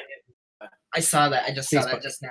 Read it. That's a really good article. It's a really good one. Yeah. Lindel's gonna run up the wall to the disc on the ceiling and touch the disc on the ceiling.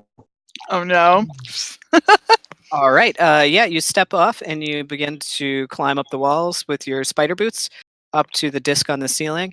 And as soon as you touch it, make a dex saving throw. Shit. What happens when you poke shit? Well, you're highly statically charged right now, so You explode our house. you grounded yourself when you stepped off, so we'll see what happens. 11. 11. You take 9 points of lightning damage as you touch the disc and a spark goes off, shoots you off of the ceiling into one of the comfy chairs, and your finger smoke comes from the tip of it and it's singed. I'm gonna just straighten my hair. I'm gonna shake my head, and then I'm gonna run up the wall and touch the disc again, see if it happens again. Everyone on the second floor, you hear a loud thud from upstairs. He's gonna open one eye clear. Okay, Lindel, what are you doing? Touch the one on the ceiling again. Okay, yeah, you run back up and touch the one on the ceiling. It's just a metal plate. Nothing happens. Okay, standing on it doesn't open the door or anything like that. No, upside down, standing on this panel. Again, your hair begins to stand on end. Oh. Hmm. Okay, that's fine. I'll just go down the stairs with my hair a little frizzy. Okay. Yeah, the next time you touch a metal object, it's just a spark. Okay, cool. It hurts.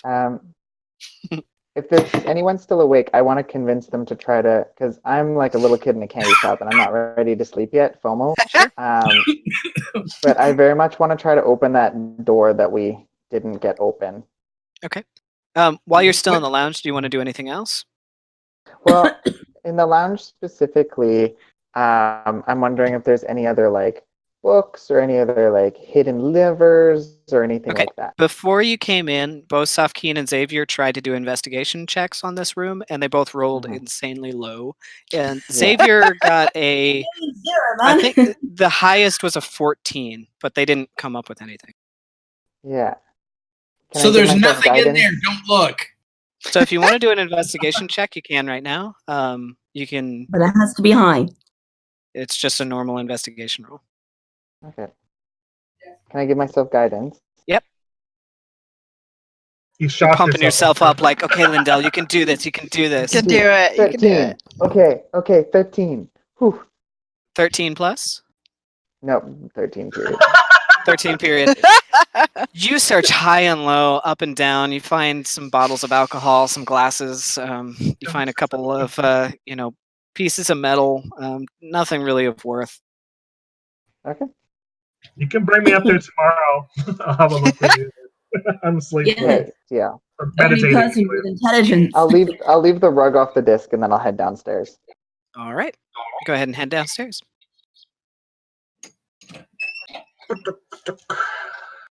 So, meanwhile, is everybody heading off to bed? Right?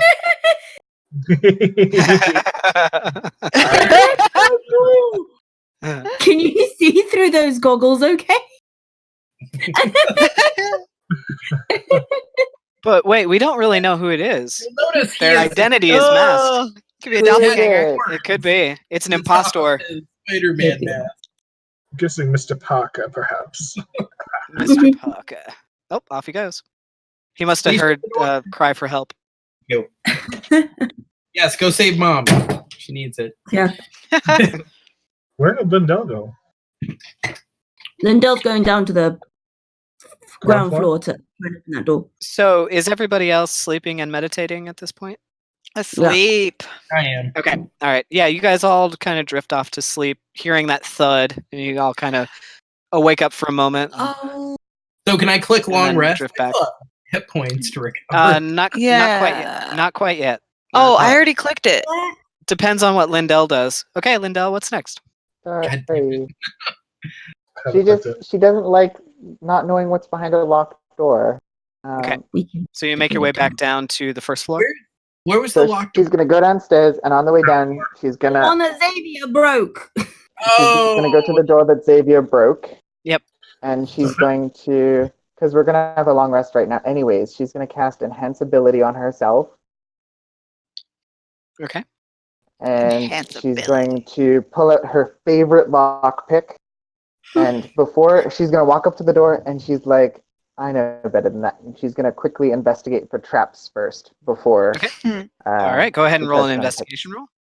And while she's walking, she still has her detect magic up because she's watching for magical traps as well. That's right. Okay. So you are in first floor. Okay. Yep. So that's a 13 straight to check for traps. 13.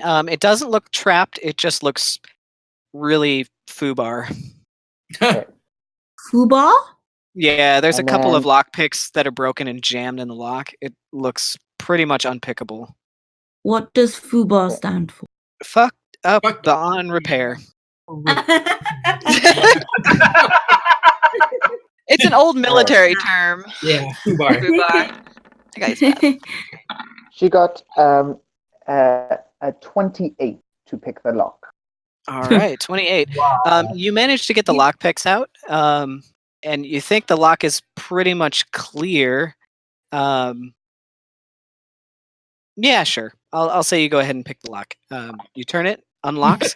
You do notice out of the corner of your eye there is something over by that grandfather clock. It's emitting a faint magical aura of also evocation. Over here? Yes. Okay. Evocation is usually magic that goes boom, isn't it? I mean, Yep. that's... I'll poke the magic that goes boom in a minute. First through the door. All right. Yeah, I knew your detect magic was up, so you would have seen that. But yeah, you go ahead and unlock the door, and let's see. I don't think there's a way I can just take you there. I have to take the whole party. Well, she would tell them about it in the morning anyways. Yeah. So this is where you find yourself. You are on the other end of the doorway now, and you see there's a kind of a square chamber with a stairwell leading down, and about 15 feet down is just a pile of caved-in rubble. It looks like the ceiling collapsed, and it's completely blocked. Okay. You do remember Dignitary Trostani in your head. His voice saying, "There's not a basement at the Colchester mansion." Uh-huh. That's what Okay. Can I just want to like take a really good look around and see if there's, first off with my detect magic, and secondly just with my eyes and fingers and whatnot, just to see if there's, I don't know, just looking around for any bits of a person that was trapped here or a mining equipment that was trapped or like anything like that. No, it doesn't look like there's anything in this little corridor. It's just rocks and rubble. Yep, just a stairwell leading down and then a cave in. Okay. That's important. She'll go back and poke the grandfather clock. All right, you make your way back down to the L-shaped hallway over to the grandfather clock. It looks like stuffed behind it is another L-shaped brass, very intricately forged piece of metal that resembles a human arm, a right arm. There is totally a whole person in here. We just have to find a C-3PO hidden in this house. Oh my god. Oh my god. Okay. So Lindel doesn't know about Yu's arm. She doesn't know about Yu's arm. So she's just gonna find this. She's going to be freaking excited because you now drag it along the floor. It is super heavy. It's almost as big as you are, and it's incredibly hard for you to lift it. That's fine. She's it's just making gonna pull a groove in the wooden floor. She's just gonna pull it to like an obvious location, like here in front of the bookcase. And then she's gonna take a scrap of paper and wrote Lindel's Finders Keepers and put it on the arm. Okay. And then she's going to just like kid in a candy shop, just like run all over the house with her detect magic and just like spend like like an hour she'll spend running around trying to find any other bits. Let's go room to room. Where do you want to start? I'm just making a note here. Totally collapse. Tristani said there's no basement. Okay. Well, she'll just start from like the entrance. Like she'll run back to the front door. Okay. Yeah, in the foyer stairs, you see those vines that Xavier had tended to. They're actually looking really healthy, and you can see little leaf sprouts growing from them. And they emit a magical aura. Let's see what that magical aura is. I think it used to be prior to 5e. It was necrotic. I don't think it's necrotic anymore. Like, is it?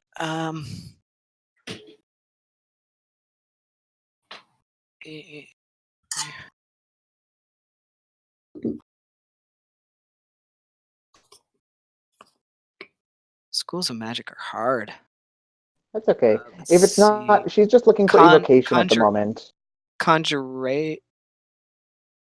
No. I think up to version 3.5, it was necromancy. Now it's something else. That's okay. She really doesn't care. She looks at the plants. She doesn't see evocation magic. She moves on. Okay. She said plants, whatever. Lindel has little plants are boring. Okay, yeah, but you know Okay. there's magical aura to the plants. Okay, that I believe is all you find in the foyer. Yeah. So then she'll do a kind of lap of the house. She'll go to this room. Okay, yeah. You jump into that corner room. Okay. You don't see anything emitting a magical aura in this room. Okay, go into the hallway here. Nothing else. Just the arm laying on the floor. Okay, go into there, and she knows here, and then she'll go into the dining room. All right. Yeah. Okay. On a pedestal on the other side of the room, there is a 15-inch brass ball that also has carvings and grooves in it, and it's also emitting an aura of evocation. How heavy is it? You can try and lift it. Yeah. Okay. You can't lift it. It's above your head, and you can rock it back and forth, but you can tell it's extremely heavy. Okay, how wide are the hallways? The hallways? Yeah, like the doorway. Like 10 feet wide? Not quite 10 feet. Maybe I don't know. What's egress? I have no idea how big a doorway is. Maybe like the 4 number 4 isn't feet wide? 5? specific. 4 What feet matters wider? to me is, can Trevor fit through these doorways? Yeah. You can Okay, fit through the I'm gonna holes. tap my staff and say, Trevor, I choose you. Tap tap. Okay. And put Yep. him and call him up. All right. Trevor sprouts into action. The giant constrictor snake. He wraps his torso around the ball and pulls it off. Mm-hmm. Perfect. And actually, this is a good hoarding ground. So I'll just get Trevor to put it like right here in the middle of the room. Okay. And then I'll tell him to go grab the arm and bring it to the middle of the room. Mm-hmm. The sphere actually rocks back and forth in place a little bit before settling. You can tell it's engineered masterfully, and it would probably roll if you rolled it. Okay. I don't Perfect want to. sphere. That's so cool. Yes, so I'll get Trevor to retrieve the arm and bring it beside the sphere. Okay. Yeah. When you bring it next to the sphere, let's see here. Yeah, your hair begins to stand on end again when they come close to one another, and you can see your magical aura gets a little bit brighter around them. Do they like connect, or do they just like glow? They're just glowing a little bit more, and you can feel like the static charge a little bit heavier when they come in close proximity of one another. Okay. She'll be like, Trevor, follow me. We're gonna find more pop. And she runs into the kitchen. All right, kitchen. Let's see. Kitchen. Let's see here.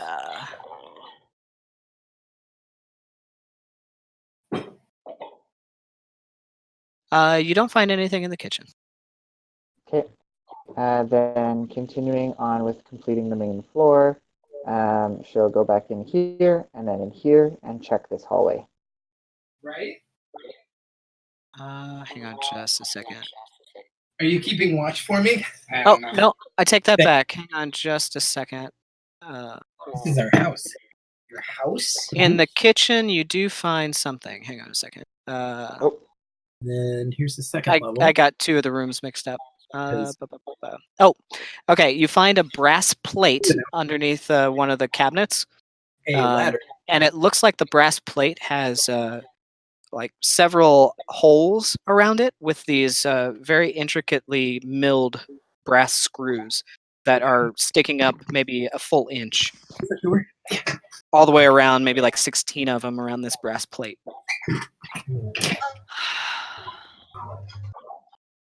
And it also emits a faint aura. So she'll be like, Trevor, to the garbage pile. And he'll pick up the brass plate and bring it to the pile of other body part question marks that I've already found. All right. Yeah, the aura builds a little bit more, a little bit brighter. Okay, where to next? The right hallway. This hall. Okay, the hallway over here. Let's see here. South hallway with stairs. Yeah. On one of the bookshelves, you find a 5-inch quartz crystal ball with brass rings that kind of float around it and spin, almost like a gyroscope. And it also emits evocation. I want one of those. Trevor, bring it to the pile, please. So, like, you pick it up by the brass rings around the crystal ball, and the ball seems to kind of free float in the center and turn. That's so cool. Almost like it's suspended inside of them. Yeah, you bring it back to the pile, you notice a big change in the brightness of the evocation when you get them near each other. Okay.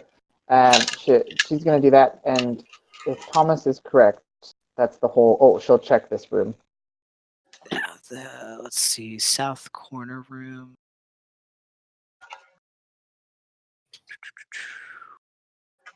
There's so many rooms in this house. Right? You did this to yourself.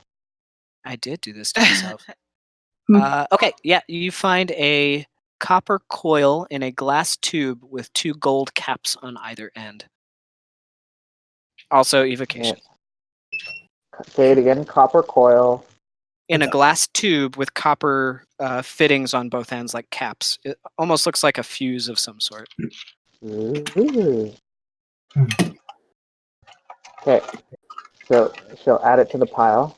Mhm. And then that's all of the main floor. Mhm. Okay. So now that the main floor is done and she's got like a number of like proof that there is a thing, she'll run upstairs to the second floor and just like at the top of her lungs be like, "Oh my gosh, everyone wake up! It's not sleeping yet! Help! Help! Help! Everyone help!" No. All of you hear Lindel screaming bloody murder out in the hallway. How outside long your has bed. it been? How long has it been?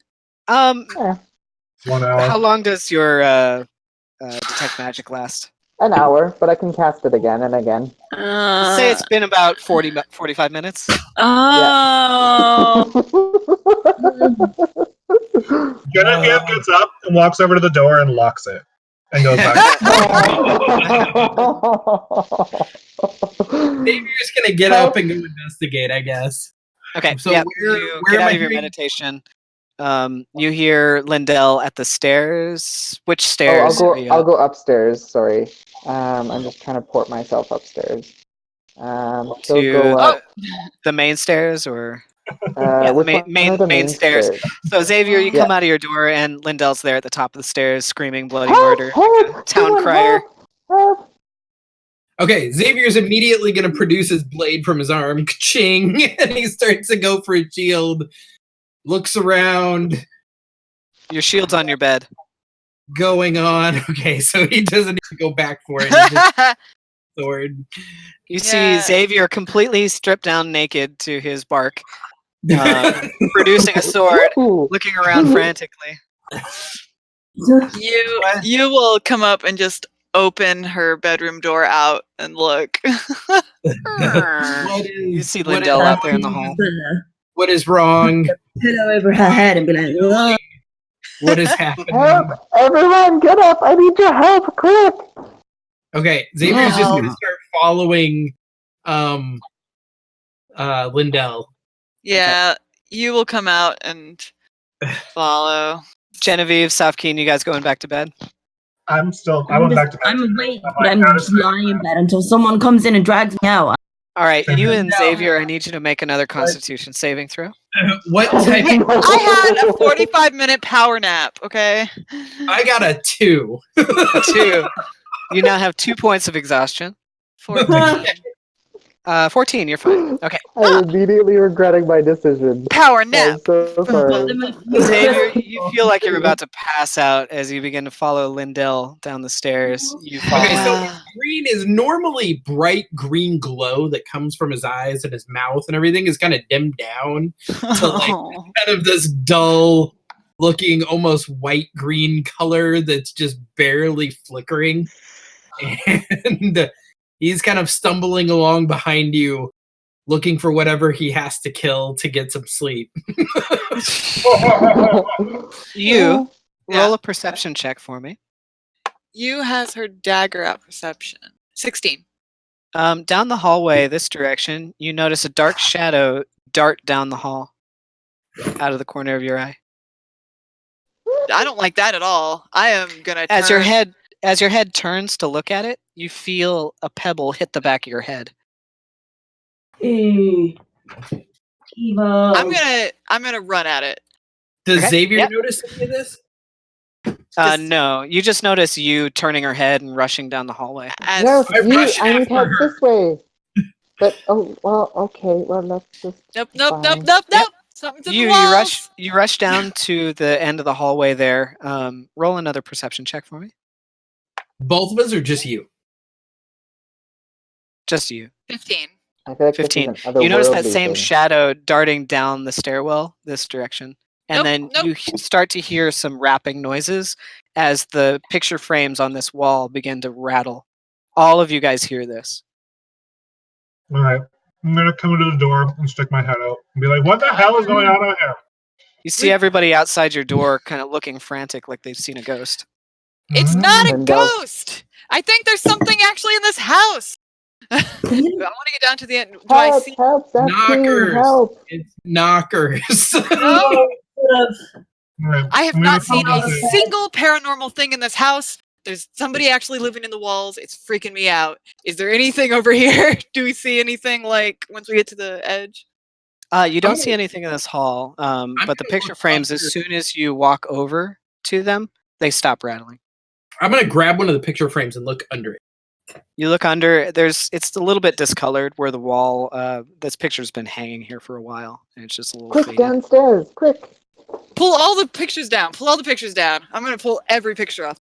Dust flies off the top of all the picture frames. You can see As now I'm there's walking just, down the stairs window. there's just squares on the wall where, the wall's kind of faded. Nothing? No hope opening in the walls or anything? No. Okay, down the stairs. Quick, downstairs, quick. I just shook my head and looked at them and went back to bed. Okay, you make your way downstairs into the corridor. Oops, I went the wrong way. There we go. Yeah, here? Down here. Yep. Sorry, I'm just trying to look at my You roll chart. me another perception check. Do we actually hear footsteps are running? 18. 18. No, you don't hear footsteps or running. You just see a shadow dart into the wall between the two doors. I'm not hearing anything. What are you tracking right now? You guys Xavier, don't see it? You hear Shadow? The person? Xavier, you feel a pebble hit the back of your head. Xavier. Who does? Xavier? Xavier, yep. He's going to turn around and let loose an eldritch blast. Oh, Jesus. You fire at the stairwell, and one of the stairs just collapses from the force Oh, damage. fuck. This is our house, Xavier. Okay, up here. Are there any moving panels or anything? Like, is the wall solid? I want to bang against. Roll an investigation check for me. 12 plus 6. 18. 18. No, it doesn't look like there's any hidden panels in the wall. There's no switches It's or not levers. magical. There's a grandfather clock, but there's nothing really interesting about it. It's not. Genevieve Give and me I 5 have been seconds, I'm searching the gonna whole. come back on my phone. Okay. Where's she going? Wait, what? Safkaen is going. Yeah. She's offline. Oh, she's going dark. Okay. Okay. Genevieve and I have been searching this whole house, and there's not been a single ghost. It's gonna hit the wall. Well, there's obviously something in this house. I just got hit in the back of the head. What else can move through walls? People Is there with something? arcane ability to dimension door or misty step, Misty step. slide, or How enter works?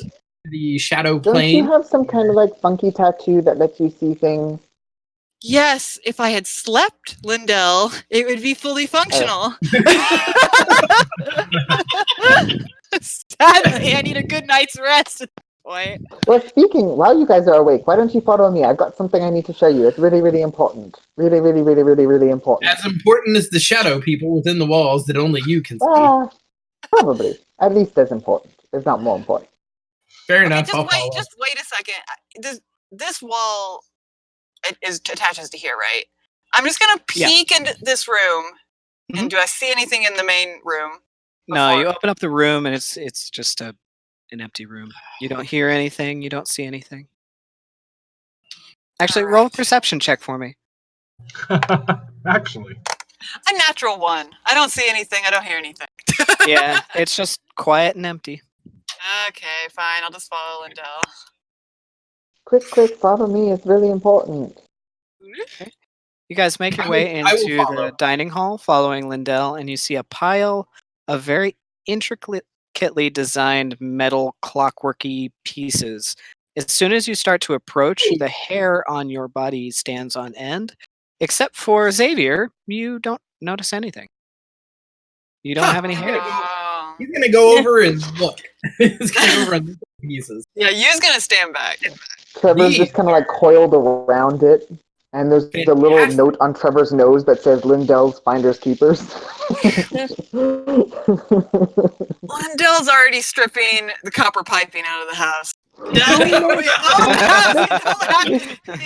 It's magical. I found in different places. Look at all the cool things. And they're all I think they go together. It turns out the house just has asbestos, and you guys are all going crazy. Carbon monoxide poisoning. Yeah. Do the pieces that look like they go together look like they're missing a left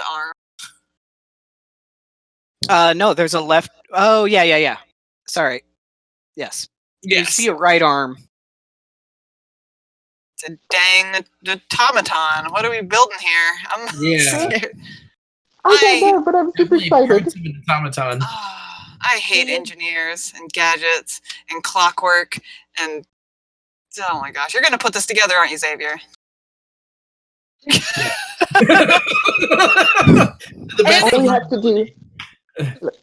All we have to do is split up and search the house using detect magic, looking for evocation schools. They've all been hiding on like shelves or like behind clocks. And I searched the entire main floor, and all we need to do is just give the house a good once over with the detect magic, and I'm sure we'll find all the pieces. Lindel, are we in imminent danger?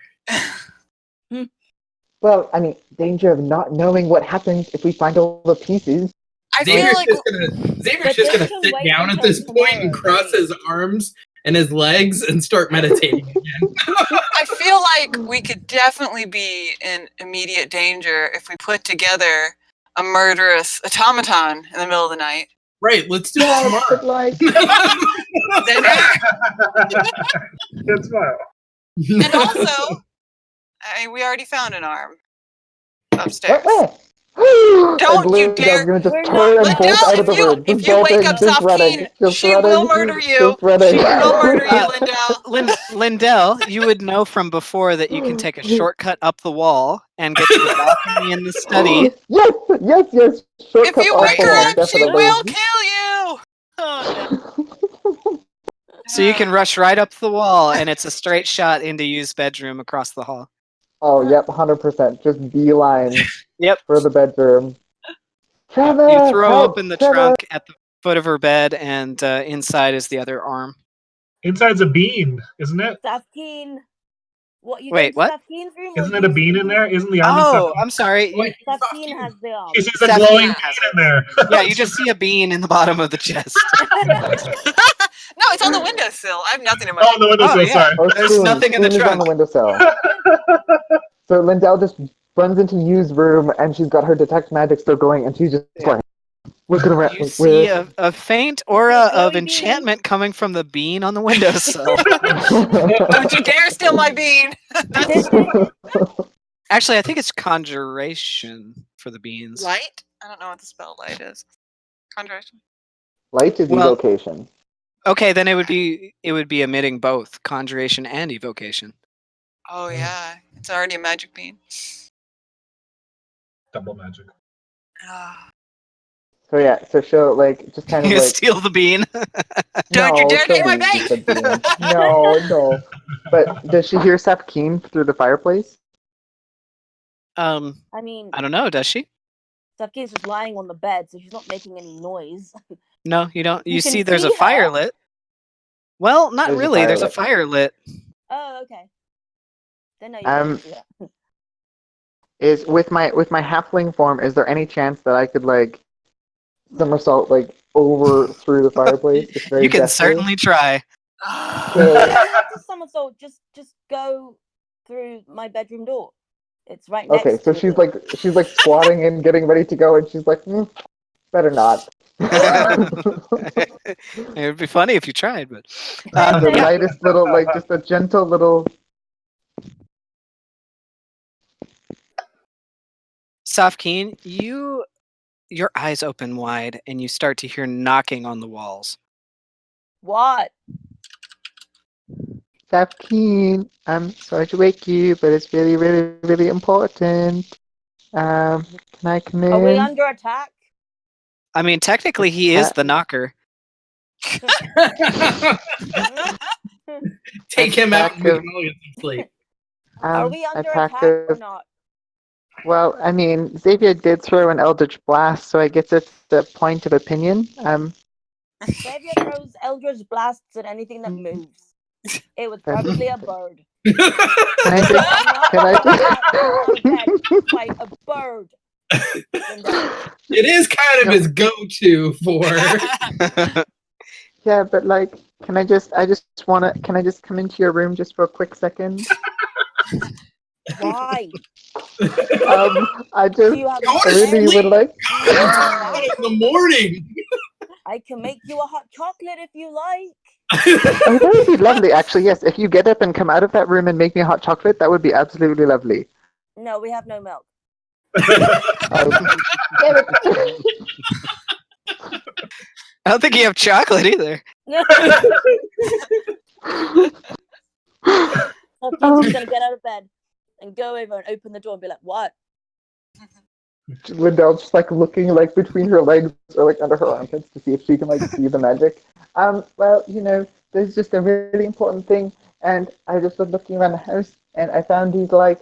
The trunk next to her bed is emitting a faint glow from inside of evocation. You said something about a magical arm. Yeah. Can I borrow it? Yes, please. Right now? Yes, please. Why? Can't it wait till the morning? All of a sudden, slithering behind Lindel, you see a giant constrictor snake's head look around over the top of Lindel at you, Safkaen. Hi, Trevor.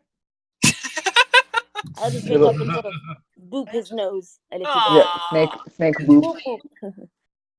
Oh, trash. There isn't much. All right. I will Trevor give will you the carry arm, it. but I will Thank give you. you the arm tomorrow morning when the sun is up. Okay? Fine. Good. Night, Pout, Trevor. pout, pout, pout. Wait a minute. Safkaen says, "Hey." All right, you make Fine. your way back down to the thingy. Don't know where All I right, but she's gonna take the long way. So, because there's no other, there's those bedrooms, there's Xavier's room. She's just gonna double check this hallway to see if there's anything on the way. Which hallway? Oh yeah, she'll check the study back first. Okay. The study and the back hallway before she heads downstairs. Okay, so first the study. You don't see anything emitting a magical aura in the study. And the back hall, nope. You don't see anything emitting a magic aura in there. Okay, she's dejected. She'll head back downstairs. Okay, yeah, you walk back down over the balcony into the main dining hall. With your pile of loot incomplete, Xavier and you about to fall asleep. She's just in this room doing a slow spin, looking around, just trying to figure out what the shadow things could have been. She's thinking real hard. Xavier's meditating. He isn't moving. Lindel will just do it. Fine. We should go to sleep. We can't finish it until the morning anyway. It's true. I mean, you didn't need a murder bot tonight, Lindel. But what if it knows what the things in the walls are, huh? What if it can protect us from the things that are throwing rocks at us, huh? I'm okay with not knowing for the next 8 hours. You is going to bed. Fine. All right. So all of you guys are going to bed now? I should get upstairs. Do. Yeah. Lindel's gonna sleep on top of Trevor right beside her. Oh, next to her loot. Beside the loot? Aw. Okay. All right. All of you guys make your way back to your beds except for Lindel, who stays in the quiet room. It's kind of cold. Very large, echoey room with just this weird pile of statically charged metal. But you drift off to sleep in the, well, is Trevor warm? Not really. Cold-blooded. In the slimy coil of your giant constrictor snake. Snakes aren't slimy. And all of you eventually find rest. Rest. All of you eventually find rest, including Xavier. Aww. Hooray. All right. As you guys all drift off, I want you all to roll a d20 and add your Constitution modifier. Con modifier. Okay. Or no, let's do Wisdom. Wisdom makes more sense. No, wisdom. No. No. Is it a saving throw or just a regular wisdom check? Just a Wisdom check. 19. 10. 19. Will you guys type them all into Roll20? I know, Jenny, you can't, but... Yeah. What did you roll, Jen? 10. 10. Okay. All right. All of you drift off and have a nice long sleep. Xavier, you wake up kind of early, around dawn. You're fully rested. Hooray.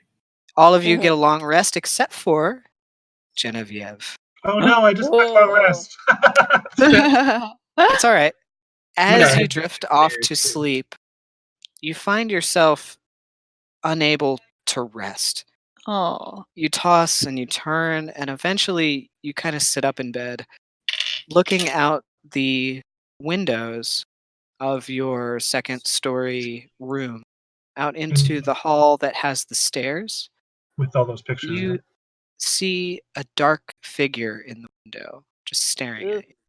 Cece. No. No. You can see them clearly outlined in the window, just a human shape, humanoid shape, just staring at you. Is it humanoid sized as well? Yeah. What to do? She's gonna to pinch herself first to make sure she's not actually in a dream state. Okay, yeah, you pinch yourself and you're awake. All right, then she's gonna call out to him and be like, "Stop staring! Either come in or go away." It just stays there, staring. She's gonna slowly walk towards the window, just kind of like cautiously approaching, watching for any movement as it happens. As soon as your second foot hits the floor off the bed, the shape drifts down very slowly. She's gonna go back into bed and pull the blankets over, like up here, and just be like, shit, because this would scare the shit out of her. As you do, from behind the fireplace where the window is, you see this dark shape just lean out. Oh my god! Again, just staring at you.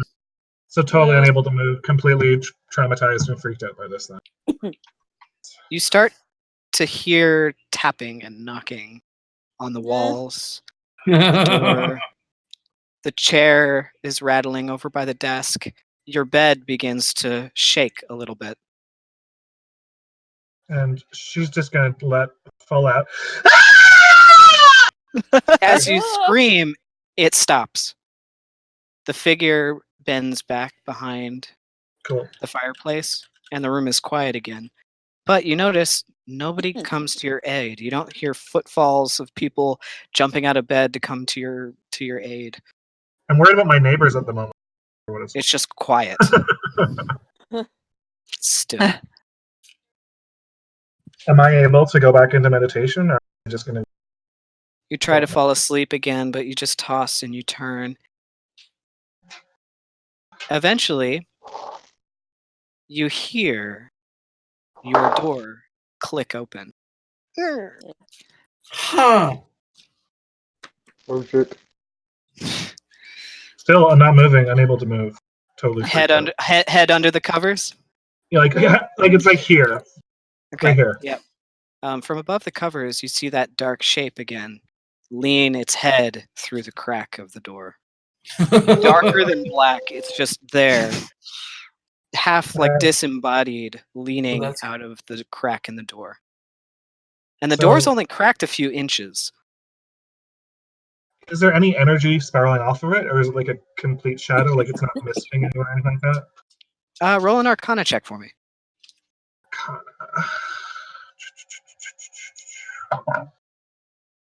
That is an 18. 18. It doesn't look like there's any kind of magical aura coming from it. It's definitely something supernatural that you've never seen before. Want to do more, but honestly, a shadow figure is super fucking scary to Genevieve. So it leans back out into the hall, and the door that is cracked open, all of a sudden flings and smacks against the wall. Completely open. All right.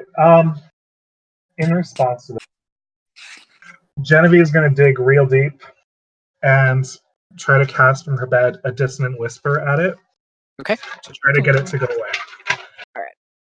So, dissonant whispers is I'm going to do it at level 2. Okay. It's going to be a wisdom saving throw from you. Mm-hmm. Okay. What'd you get? Are you going to sing? Yeah, but I'm going to wait to see discordant if it melody. succeeds. Yeah, well, okay, you have to sing your discordant melody first. All right. She doesn't have her bells near her this time. She's going to pull out. She's going to just take a deep breath fully into her diaphragm and go, "It's such a crazy, crazy feeling. You get weak in the knees. Your poor old head is reeling as I creep into the recesses of your mind. You'll try to run and hide. You'll even try to run away. It can feel from the power I deal. It's gonna get you today." All right. Roll 3d6.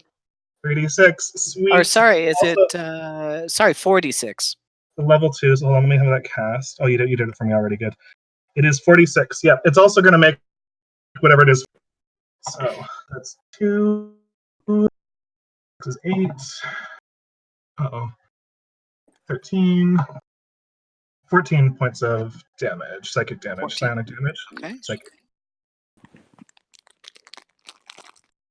Psychic the crap out of him. Okay. Yeah. The door is still open. Gonna run. It's still quiet. What time is it? How long has it been since everybody kind of crashed? Do I know that? You're not sure. You can see from the windows out in the hallway that the electric light is still illuminated out on the boardwalk outside. Okay, so Jen's gonna really slowly and cautiously get out of bed and start to creep towards the door. Okay. Do I need to stealth this, or is it okay? No, you're fine. Yeah, Okay. you peek out of the open doorway into the hall. The hall's dark, other than the light coming through the windows. And you do see a dark shape move down the stairs this direction. The stairs. All right, so Jen is gonna go over to Safkaen's door and knock on it. You knock. No sounds. Okay, I'm gonna try the handle and see if it opens. It's locked. Shit. It's locked. I didn't lock it. It's locked No, now. you didn't. Yep. Ooh. Yeah. All right, hold up. What can I do for myself here to give myself a bolster? I need to feel it. I'm trying to see if I can get myself somehow, because this is really, really bad for Genevieve. Roll a perception check for me, Genevieve. Okay. Where did my d20 go? There we go. Perception. Perception is 23. 23. Behind you in the stairwell, again, you see this dark figure lean out into the hallway, just staring at you.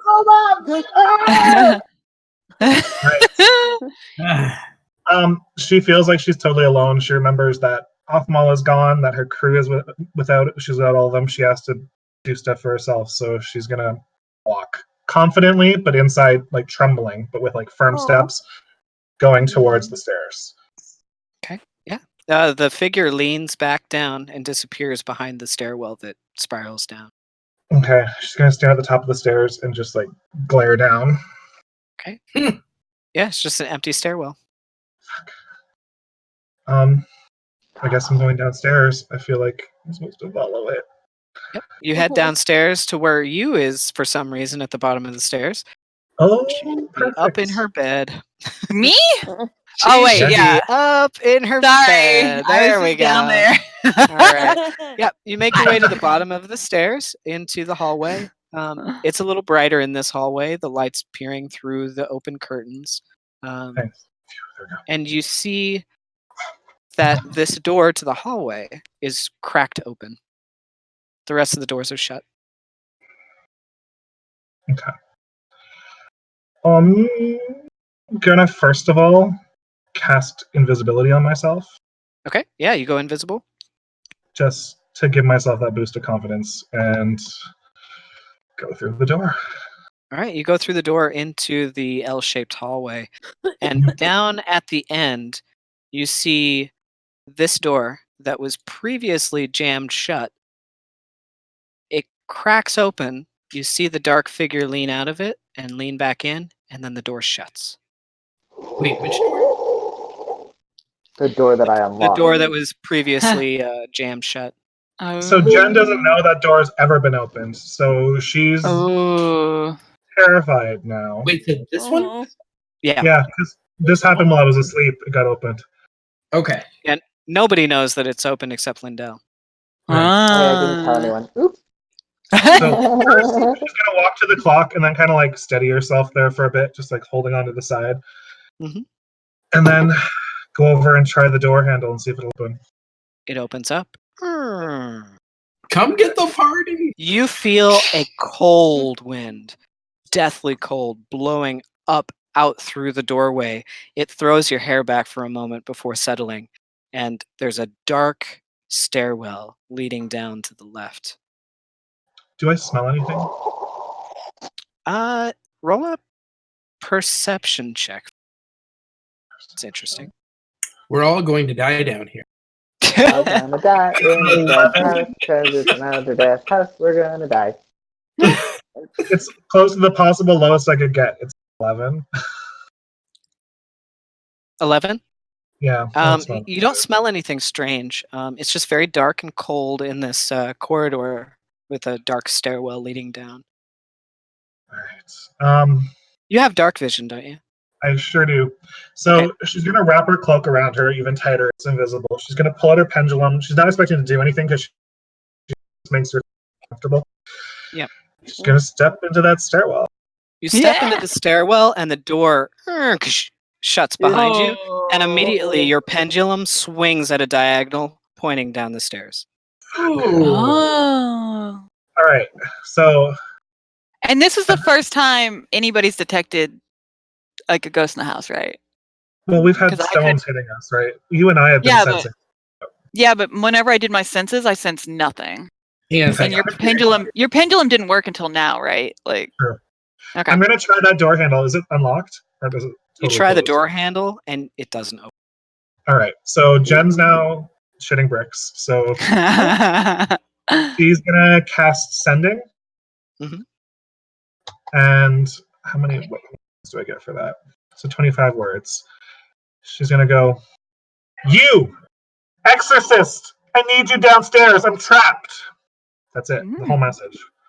Do I get it, or am I magically locked out? You don't hear anything. I don't get it. You sleep through the night peacefully. Oh, you're on your own. How do I Genevieve, find you get no reply. can I see the room that I'm in? So, yeah, here, let me, Okay. I can kind of show you. Except this isn't what you see. Oh, You are standing in this small corridor with the stairs leading down, but this rubble isn't there. You just see a stairwell extending down as far as your vision can see into the darkness. Okay, I'm going down. I'm gonna go back. I'm gonna go back because this is all like theater of the mind stuff. Gotcha. Okay, so pendulum's swinging, pulling me that way. I know I haven't heard back from. So there's no way out. So I'm gonna go down the stairs. You walk down the stairs for what seems like an eternity, stair after stair, colder and colder, deeper and darker, into the subterranean levels underneath this mansion. Maybe it it starts goes to into- become it starts to become more cave-like, more rough-hewn, almost like an old abandoned mine. And eventually it comes to a flat point and extends out straight. You walk and walk. It starts to get a little bit more damp and musty. Drips can be heard in the distance. And eventually it opens up into a large cavern. This large cavern is circular in shape. It looks almost carved, some remnant from an ancient culture. And there, staring at you as you enter the center of the room, are 3 gigantic doorways. Oh. But these doorways are just frames. The frames lead into a rock wall. As you enter the center of this chamber, the door. A second. The door right in the middle, across from you, emits a silvery glow. And all of a sudden, a shimmering wall appears, almost like a wall of liquid silver around this door frame. Ooh. Is it that kind of silver shimmer that I would have seen? I'm imagining. You've never seen anything quite like this. Middle one is shining silver though. Is there? I'm in a cavern though. Is there anything on the ground? It's just a cavern floor. There's nothing really of note. Just rocks and pebbles, puddles here and there. Can I just pick up a pedal and throw it at the doorway, the middle doorway? Yeah, roll a strength check for me. Pick Just up a pebble? D20 and add your strength. Oh wow. This isn't gonna go well. 11. You throw it and it hits the ground in front of the doorway. Doesn't quite make it. You're a little too rattled. Okay. What's the pendulum doing at this point? Is it pulling towards the door? It has actually gone back down to level. All right. So I'm going to tuck it into one of the pockets on my belt and going to make a sign in the air that kind of looks like a cat, just like I'm blessing myself or whatever, and walk forward towards this doorway. And you walk forward into this shimmering wall of liquid, and you touch it, and your hand passes through. You feel warmth on the other side. Totally like daylight. Yeah. You extend your hand a little bit further, and you feel a calm breeze. You pull back, and you're back in the damp, dark cavern. So compared to the cold, I'm just going to go push myself through. You push through the silvery wall. Go to a sideboard. Uh-oh, we don't get to hear. How do I do that? How do I do that? I don't know what to do. All right, so on Discord, where it says voice channels, click on sidebar. Sidebar. Hi. Okay, so it's just us and the recorder bot. Got it. All right. Well, and Seda can hear. And apparently. Seda, who's lurking in the background. Turn off your mic, Seda, so my voice doesn't come through it. Just cackling back there. Yeah, because my voice will come through your mic. We're in the same room. Okay, so as soon as you push through, you find yourself walking into an endless field of green grass. The sky is blue. There are clouds overhead. You can see the shadows of the clouds just drifting across this open plain. It's hills and rocky moors. You can see down into several valleys from where you're at. Behind you, there's a giant rock formation with another one of these carved stone doorways and the shimmering wall of silver liquid behind you. As you walk forward into the grass, you smell this fresh air. You look around, and for miles, as far as the eye can see, there's just nothing, just endless fields of rocky pastures. What would you like to do? I'd like to drop invisibility and just try to... You drop invisibility and you feel the sunlight against your skin. I think I just sit down for a second and try to myself. So just a full like thump down and just let some sun hit and try to You sit down, you feel at peace as you look around. Roll a perception check for me. That was one of the next question. Nice. Perception is 28. 28. Yeah, Off in the yeah, that's really good. Off in the distance, you see a humanoid figure coming up over one of the rocky hills.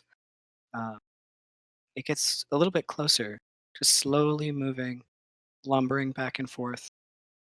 And as you look, you notice it's the size of a normal person, and it's very far away. As it comes closer, it's bigger and bigger. This gigantic humanoid shape just lumbering forward towards you, calmly through the fields. Can I do an insight check first to see if I feel like it's dangerous? It's a little bit too far away for an insight check. I'll let you make a nature check. That is a 14. 14. It's hard to tell whether it's hostile or not, but it's definitely a gigantic creature. And as it keeps lumbering toward you, it starts to pick up speed, getting larger and larger. Eventually, you start to feel the ground beneath you shake. As it gets larger and larger, towering stories up above the valley floor. It stops, pulling a club from its back. It seems to notice you. It takes a step forward, and another, and starts to pick up speed into a full-on run at you. I'm going to try to jump back through the... You run back to this silvery wall, and you feel the ground beneath you almost making you stumble as you clamor to get back inside. Eventually, it gets close enough that its shadow is cast upon you. You can see its outline as you run towards this door. Your legs feel like jello, like they're just not moving. It is right on you when you snap up out of bed, waking up, gasping in your bed. We can go ahead and go back to the general chat. Gotcha, thanks. Yep. You really want to talk to us? All right, so you burst up out of bed.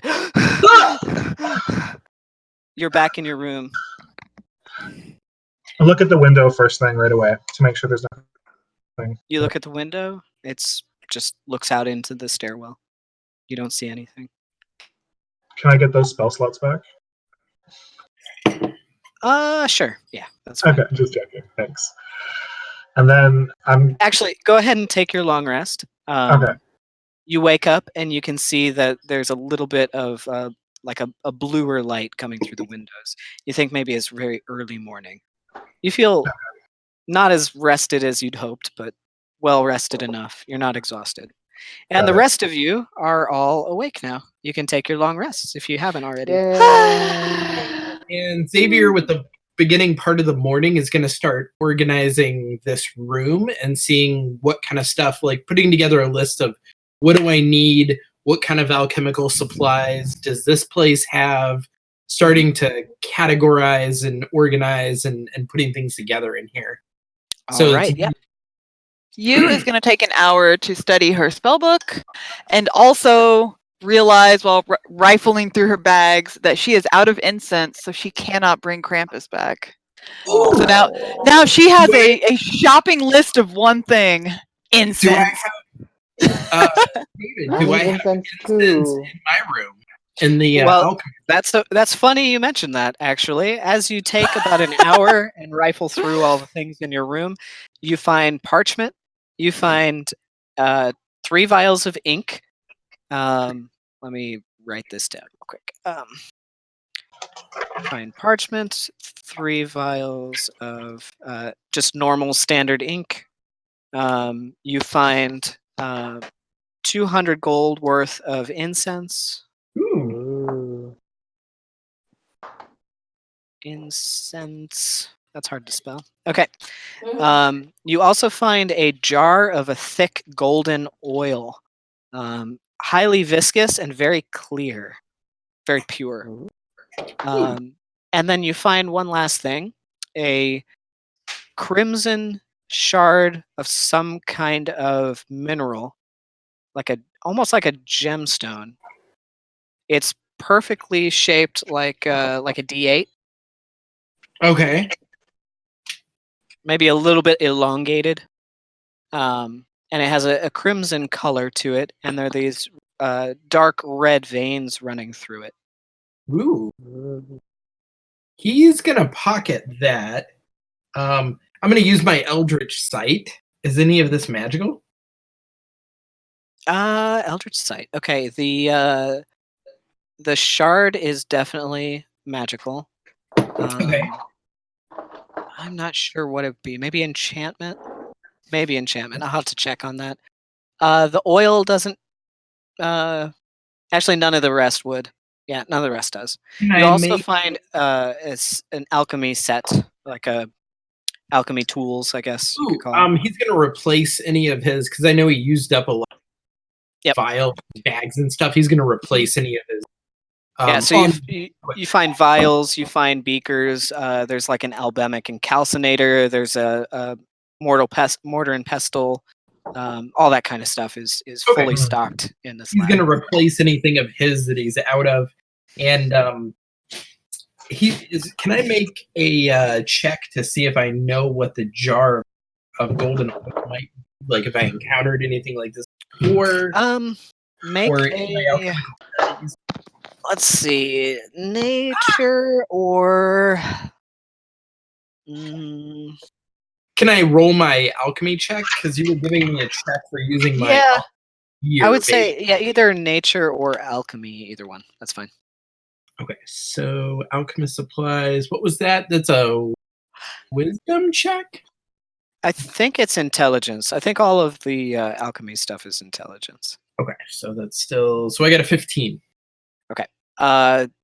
Based on what you see, you think it's just like really good machine oil. Like machine oil. Rare, really heavily refined machine oil. Wow. Okay. That would be good for the automaton, just saying. And did I happen to find any incense or anything in here? Yeah, you found 200 gold worth of incense. I'm going to pack up the incense, put it in, and then I'm going to go off to find you. Okay. I'm also looking for you at this point, too. All right. Seems like everybody's going to use room. She's upstairs. Safkaen just going through her spell book. Wake up early and go get food for breakfast. All right. Safkaen, you head out into Gold District. Across the Librany crossing, you can smell wafting in the breeze the pumpkin pops, the smell of fresh pumpkin pops from across in Silver District. I want one of those. Maybe I will just go buy some pumpkin pops instead. Although I do need to get food shopping. Yeah, Get from food first, and your then I'll get perspective, pumpkin pops after. it's going to be a long walk to go back to the bridge and across, and then all the way over and back across into that side of Silver District where the pumpkin pop stand was. You stand there staring at the channel for a while, thinking, I'm a Triton. I can swim. I mean, true, but it might be a bit alarming for people to just see this random person swimming in the water. All right, so you're going to take the long way? I go get food first, and then Okay. after I get all food and stuff, then I might see if I can go get pumpkin pops after. All right, pretty easily you find your way to one of the market stands that's selling fresh produce, and there's a bakery nearby as well selling breads. You find somebody else that's selling like jars of preserves. I would say you could probably get enough for everybody, plus some pumpkin pops for about 5 gold. Okay. Oh, nice. Can I also get some like more stuff for like dinner and I don't know, like some fish and some. Okay, if you want to get enough for meals for a day, maybe take it up to about 7 gold. Okay, I will do that. All right, so you get enough meals I also for. need to get like supplies and stuff to cook with. Yeah, you go. You on your way back to Pumpkin Pops, you make a stop at Lindel shop, the junk store. La la la. You stop in, and he pops up out of the pile of junk. Hello, how can I help you? Hi, Lan. Yes, what is it? I don't got all day. Plenty of things to sort. Sorry.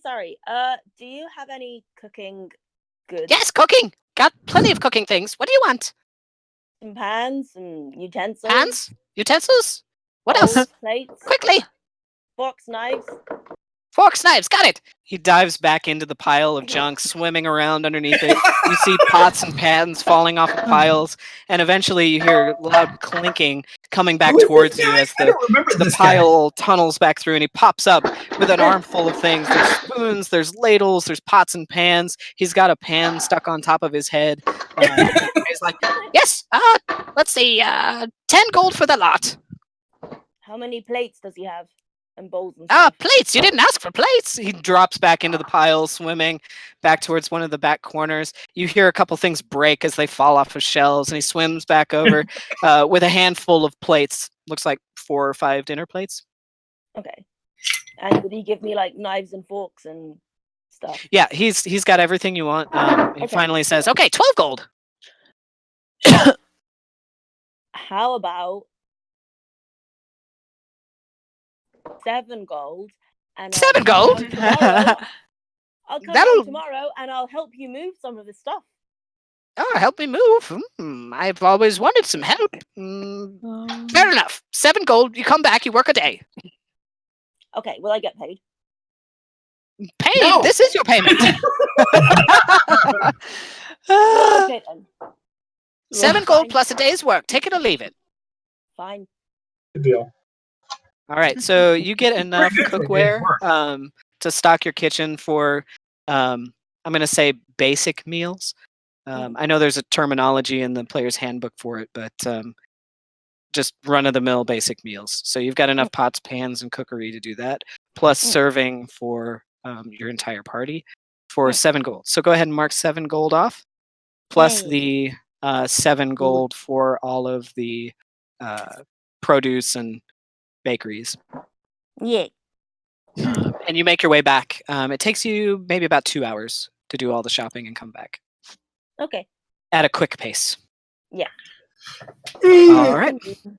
Meanwhile, back at the ranch. Xavier and Genevieve were headed to Yu's room to try to wake her or talk to her and see what's going on. Pounding on the door. Xavier's going to leave Mercury behind to explore his new room and Frankie. So Xavier's going to leave the 2 of them behind as he goes to find you. What about you notice the astrolabe next to the window where the daylight is coming in at an angle? He curls up on one of the glass panels because it's a little bit heated, and relaxes there in the sun. Xavier's gonna pull out some like dead bugs and like leave astrolabe for him. Frankie just kind of hangs out creepily in the corner, standing on some glass vials and broken shards of things. As you goes over to unlock her door, she looks back. Are the spoon and the bean where they were? Yeah, the spoon and the bean are still present. Okay. I'll go unlock the door. And then peering through the fireplace, the smoldering fireplace, I see the Safkaen's not there, right? Yeah. Morning, Safkaen's Xavier. already gone. Yes. I'll just click it Good open. Made her bed morning, very neatly. Genevieve. And she's gone. I see you're looking for you. Did you sleep well? Did you rest well? Did you sleep? I don't actually sleep. I go into a sort of hibernative state, and if there's any water nearby, I absorb it through my roots. Up until the water part, that was relatable. Gotcha. I'll just open up the door. Biscuits? Morning. Morning. Good Do you have a morning. moment- Do you have a moment to chat, by any chance? I think I have the whole day here with you. You guys can come into my empty room that has no chairs or anything. You see her spell books kind of open up along the bed, and she was definitely preparing her spells for the day. Yeah. Okay, Jen's gonna go stand by the fire and kind of stare into it, but I'm assuming as well. Yeah. There are still coals, but the flames have gone. I figured out I need to do a little bit of shopping today. Perhaps we could all use some shopping. Yeah, I think Yes. so. Jen, is there a reason you're here? Did you sleep well? I didn't. How did you two rest? You know, like I was dead in an underwear. My hibernation cycle was adequate. I dreamt, which is odd because I don't usually dream. Did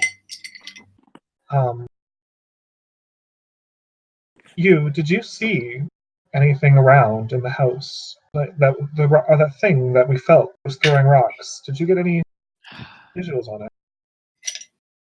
She'll just like move all of her spell books over and sit down. I don't know. Last night, Lindel woke us up to show us a robot. I guess Xavier's going to help her build. And I did. I saw somebody running through the hallways I don't know. It looked like a shadow, but I don't think it was a ghost. I've been looking for ghosts this whole time. I just saw a shadow, and then of course it hit me with a rock. And I'm gonna gasp. I'll grab my chest for a second. All right, I've been hit by rocks, but I also saw a shadow last night. I thought I was awake. I thought I was experiencing time in this house, but I wasn't. It was peering in my door and in the windows, and when I would go towards it would flee. I got up and I tried to get Safkaen. I thought she could help, but her door was locked. She wasn't awake. I tried to call out to you magically, and you didn't respond.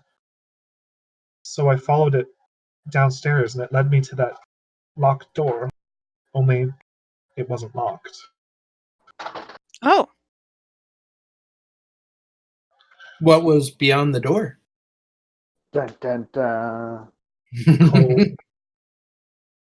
and stair that went down, far down. I mean, the door is... I don't see ghosts as shadows, though. Have you ever seen a Yes. shadow? I think... Yeah. I mean, I don't think we're dealing with a ghost, as in a person that's died, and then their spirits in the house. This has got to be something else. I mean, have you checked the door today? I haven't, but I'm a little bit nervous to go downstairs, to be honest. We would go with you. Come with me. I'd really. You's gonna get her obsidian dagger and get all of her exorcism pack together. Do you have any protection against psychic attacks? I'm wondering if maybe it's someone's projected form. Actually, what did he do? I have my. I'll hold up my hand. I've got a ring on that looks like a little purple, 2 little purple gems. I actually do have protection against psychic attacks. So if it was anything like that, I shouldn't have seen it last night. At least if they were trying to specifically alter my mind and not just project an image into the room. Well, why would they want to target me? You know what? We should go look. Let's go downstairs. Xavier, you were with me last night, Xavier. Did you see the shadow when we were chasing it down the stairs? I did not see the shadow. I didn't see anything. But I did get hit in the back of the head by a rock, which is why I turned around to directly confront my attacker. Okay, let's go down the way we went, Genevieve, so you can see the way it wanted me to Xavier's going follow to it. step out of the hallway, and he grabs his amulet, and he's going to call for Frankie. Okay, yeah, Frankie comes down from the corner of the laboratory through the door and meets you guys in the Right. Z-shaped So hallway. she'll walk. Xavier's going to grab his hand and say, "Come on, we've got invention." So last night I saw him start here, out of the corner of my eye, and then as soon as I saw him, he took off down this way, and we all followed. But it was a human-looking figure you saw, a full-sized figure. Yes, it was just. I honestly thought that I was chasing a person, and then we got here, and I guess all the paintings are down off. Yeah, the paintings are all still stacked in the corner. I got here and assumed that it had a secret doorway of some sort and maybe gone through a doorway behind one of these paintings, but then that didn't really pan out. You were doing. God, I thought you were just usual. You thought I was just doing a little midnight decorating? Indeed. Not my style. It looks like there's been some damage on here. Who goes down the stairs first? Eldridge, Xavier Eldridge blasted. Yeah, let him go down his rickety stairs. All right. Yeah, Xavier, you hop over the broken stairs and warn everybody else as they come down. Sorry, I'll was see if I Xavier. can mend that. Actually, he's going to turn around. He's going to cast mending. Can I fix it? Aww, that's handy. Let's see. Roll an Arcana check for me. Arcana. Mending. 10. What is my Arcana? 16. 16, not too bad. A few of the splintered wood pieces go back into place, but there's still a pretty big cave-in on the center of the stairs. Looks like it'll take some time. A single break or tear in an object or touch. Okay, so I'm going to just cast it a couple of times, see if I can mend like different parts of it kind of back together best I can. I'll say you could spend an hour fixing the stair there if you want. Not that long. He's not going to spend that much time. He's going to spend a few minutes. Keep going ahead on. We'll go back to it later. It's better. You can at least like sidestep it without falling. Okay. But it's going to take some time to fix. Okay. I'm really sorry, everyone. I'm gonna have to go now. But Okay, Safkaen's just doing some shopping and whatever. So I assume by the time she's back, then you guys can. So you guys can continue, and then I mean, I'm not there anyway, so you can update me when I get back with all the food and stuff. All right. Good night, Jenny. Good night, Jenny. Have a good sleep. Love you. Bye. Love ya. Bye. Bye. Okay. And just so you guys know, I gotta go around 6. So Okay. So half an hour. Okay. All right. So then he ran down here, totally ignored the door, and then just ran through the wall here. I'll just hit the wall. Again, I checked for, trap doors, sliding doors, secret doors. Last night it led me through this doorway here. Oh, yeah. Okay. It led you through this doorway. It was cracked open. Oh. Yeah, that doorway was cracked open, and it led to the hallway over here. Oh, right. I went too far. Thanks. Okay. So, shall we? Sure. Lead the way. No. Okay, I'll lead the way. Okay, we're going down. All right. And the first thing As you walk past, you to see hear if that door was innocent little snores from the dining room. Totally innocent, just very cute, and I'm gonna open the door just to check on Lindel to make sure Lindel's okay. Yeah, Lindel's curled up in Trevor. Okay. While they're looking, is that door at the end of the hallway open? This one down here? No. Yes. Okay. I'm going to walk just while she's sleeping. Might wake her up because she's wily. I'm going to walk in and put the letter address to the Boros. Just set it on her sleeping floor. Roll a stealth check.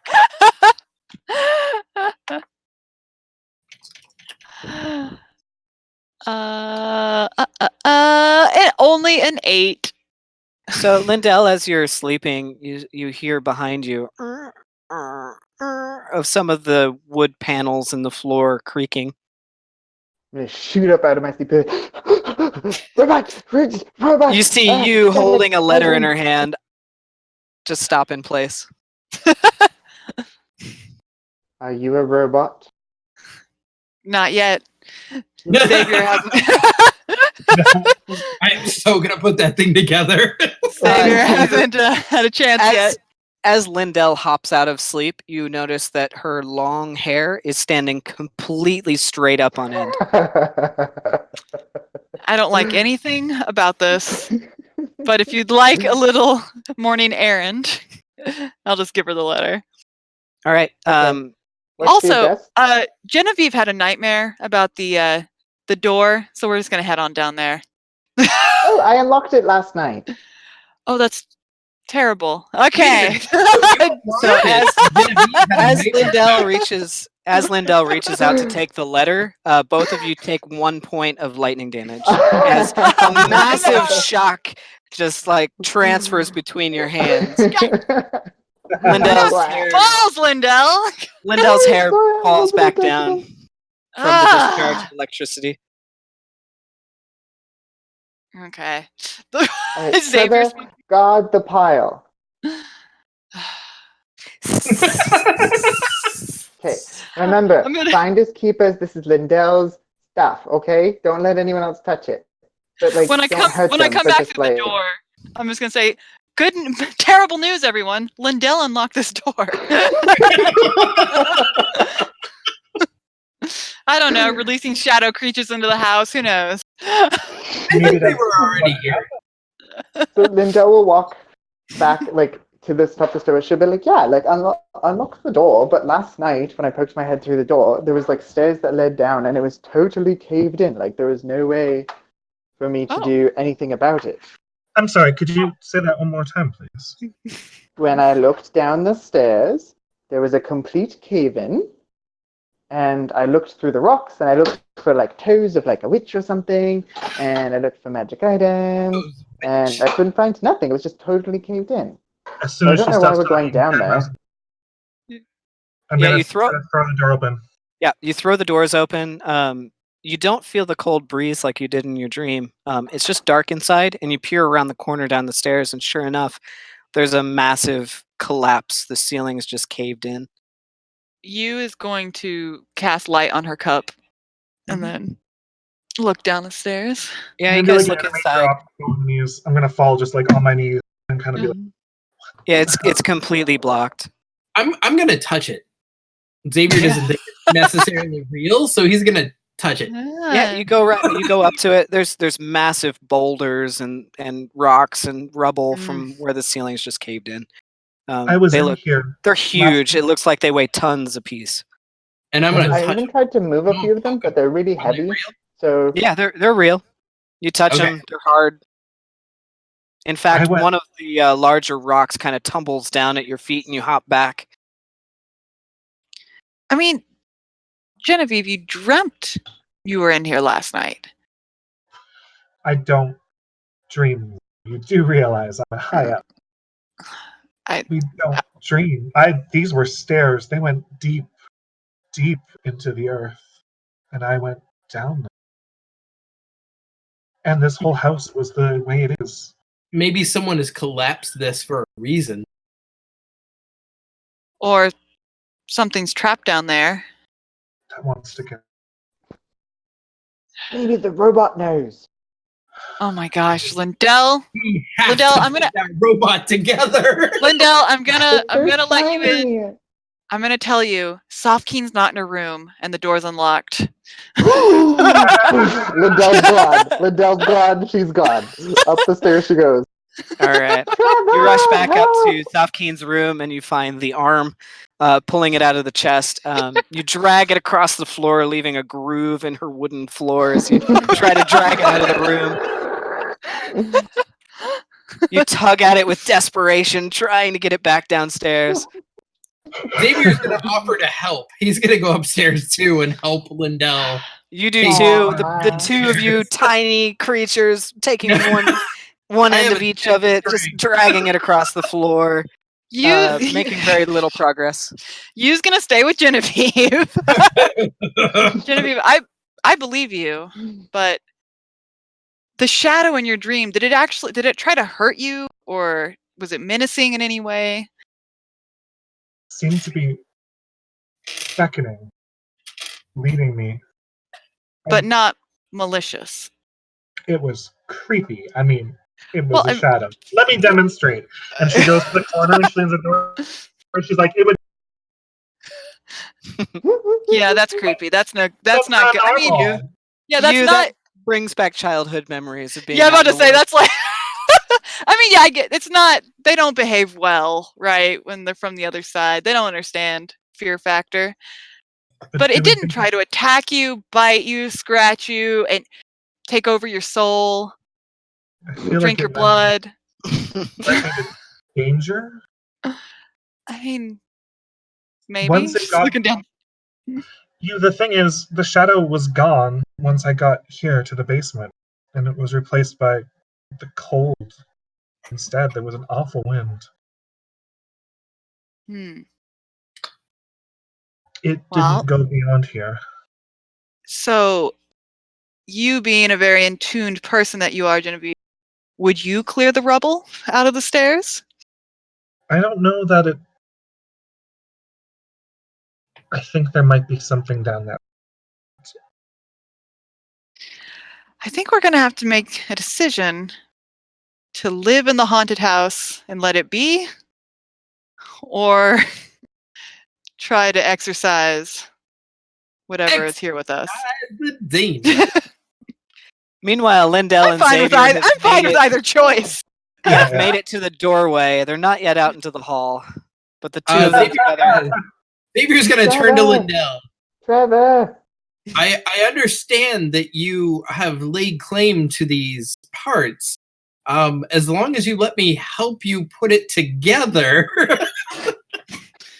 You hear a slithering sound as he makes it out into the hallway from the study. He's crawled up the wall and slithered out into the hallway behind you guys. Xavier! I'm going to come out into the hallway. Yes. I have a favor to ask. Anything. Do you think Frankie would enjoy moving some rocks for us? I will ask him. Trevor slithers around the arm and carries it back to the dining hall, adding it to the collection. So this is the first time I've seen Trevor, so I'm going to be able to... Yeah, Genevieve, you've never seen this before. You're really freaked out by this. In the tunnel, remember? No. I introduced you to him in the tunnel. Remember, we went down the stairs and you were like, "Are you guys by yourself?" And I'm like, "No, I'm Lindel, and this is Kumo, and poof, this is Trevor." I thought you decided against that. I did poof him out, but then I poofed him back because he wouldn't fit through the door. Right. Yeah, okay, so that's right. That happened when David was me? No, that happened... Oh, maybe I was you. Oh, maybe that happened when David was you. Yeah, I was playing as you. Yep. You've seen Trevor once before. Okay, good. In the Royal Palace. Perfect. Done. No fear of snake. I think Frankie is going to like moving rocks. Give him a sense of purpose in this world. So Xavier is going to ask Frankie if he can move some of the stones here. And Xavier will try to help him with some of the smaller. Well, wait. Move rocks. He walks through the corridor down the stairs and starts trying to lift some of the smaller stones, dragging them up onto the landing. Move stones. Since we're actually... Well, before he really gets into it, Xavier is going to take I guess, can I make it like an intelligence check to kind of figure out, is he doing something dangerous? Will more collapse if he moves certain rocks? Can I keep him from, collapsing anything?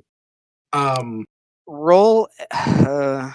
What's the intelligence of a flesh golem? So this is like structural integrity of the cavern. Right.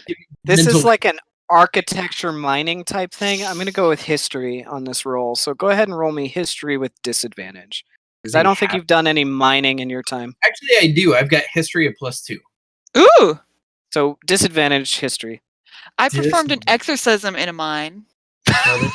16. And there's see.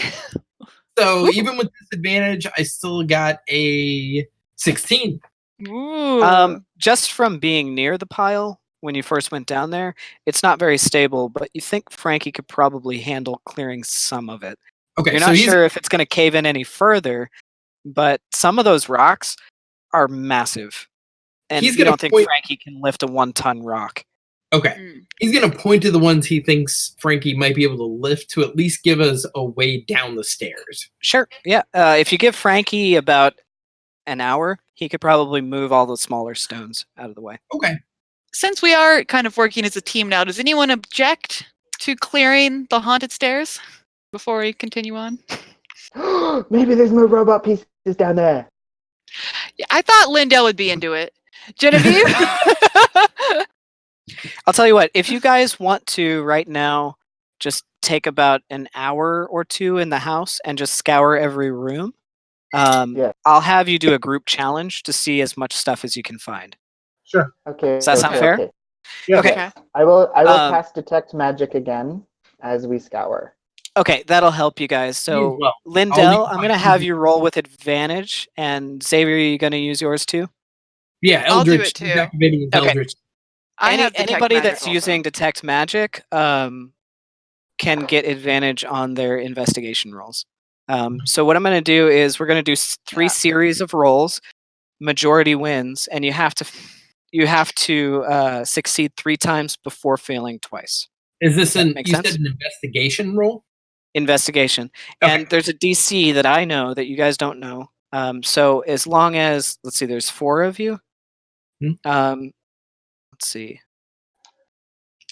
How do I want to do this? As long as 2 or more of you guys succeed on the DC, it's a success. Okay? Okay. And all right, I'm rolling with advantage. I think most of you are going to be rolling with advantage. If you've got Detect Magic. I don't have Okay. So Genevieve, just a straight roll. Can I choose to not roll and instead give my advantage to Genevieve? I've got a pretty... Can you cast Detect Magic and give it to her? No, but my investigation sucks. Yeah, it's going to be then Lindel. Challenge. It has to be Lindel for the group challenge. My investigation's pretty good. Don't worry. Oh, wait! Yeah. Lindel, hold that thought! Don't move! So Lindel's like, we're getting ready to look around, and she looks a little bit in there.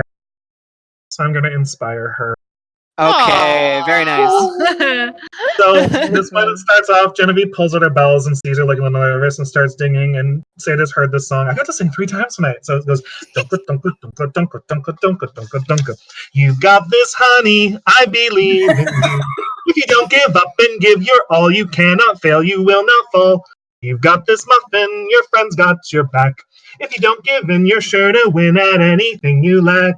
See yourself do it. I'll guide you through it. Checking, fighting, being brave. In an awkward wisdom save.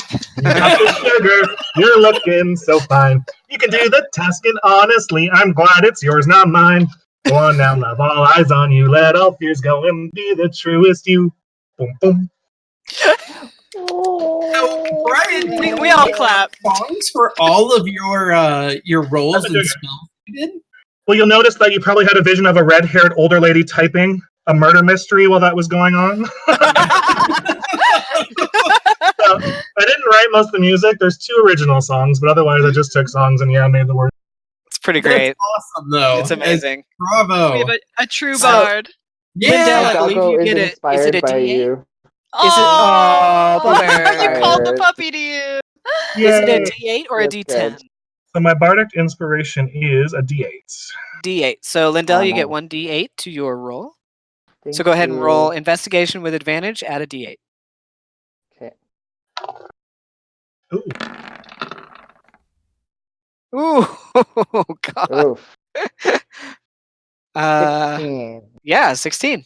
Very good. So you guys succeed on your first one. So we'll say this is the first floor. Okay. So now second floor. Wait, aren't we all rolling? I don't understand what's happening. It's Yeah, I've got all your rolls. Rolled a I've got 25. No, those were old Genevieve. rolls. I rolled. Those were Oh, old. those are old? Okay, yeah, go ahead I and just put put them my in the new one. I chat. got a 25 on that one. Okay. Do I roll Mine too? is 17. Yeah, it's up. everybody that has detect magic rolls with advantage. Okay. And Genevieve is just a straight roll. And I just type it in? Yep. So Lindel got a 16. Genevieve got a 25. Very nice. Xavier got a 17. 17 and You got 23. 23. Very good. So you guys succeed on the first floor. Now to the second floor. That's... Oh, so wait, I can only use my Bardic Inspiration once, right? That's correct. Yeah. Oh, shoot. Me too, Xavier. Nice. Oh, I know. Mine was advantage. So 25, 9, 9, and then Lindel with advantage. Got 15. Oh. 15 with advantage. Wait, 50. Oh, I see it. 15. Okay. Let's see. So you guys got 25, 9, 9, and 15. Is that correct? Yeah. That is one fail. Oh. Okay. So one more time. Go ahead and do the second floor. And then we'll go on to the third floor. Oh, that's better. Mm-hmm. Okay. So we got 26, 20, 19. That's already a pass. So you guys got 2 successes. Very good. One more success and you guys win. Okay, third floor. I have a +8, by the way. That's why. Nice. Mine's wacky high. I got a +6 on mine. All right. Lindel got a 15, 19, 23, and... Nat 20! Nat 20. That is 3 successes. Very good. Okay, so here's what you guys find.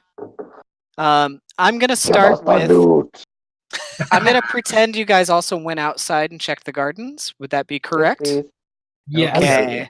So in the front yard, Genevieve, you digging through some of the weeds find a metal kazoo. That's right.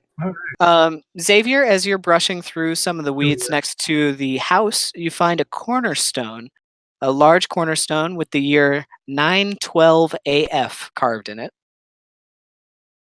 Yeah, cornerstone. How much again? It's magical? 912 AF. Okay. All right. Around the other side in the backyard, you find 2 3-foot brass rings lined with leather. Goes into the loot pile. Can you lift them though? All right. Okay.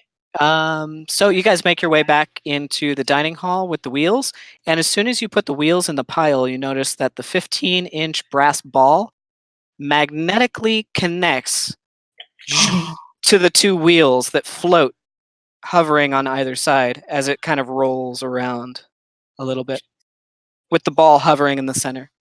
Stick it together. Stick it together. All right. I'm so excited. Oh my god. In the foyer stairs, you notice that the vines that Xavier had healed are starting to sprout some leaves. And the leaves, when you lean in really close, they actually have like a faint kind of sound of bells that you can hear. Like they're emitting the sound of bells. It's little chime sounds. Very sweet chime sounds. All right. Let's see. In the corner hall, or in the corner room, you notice that, let's see, down near the floorboard, it looks like there is an electric wire that is pulled from the baseboard, and it's been chewed apart. The 2 ends are not connected. Oh, I cast mending. You cast mending, and they zoop together, and all the lights on the first floor go on. Oh, we have lights, electric lights. That's right. Yeah. Let's see here. In the sitting room on the opposite side, this is over here. I'll show you.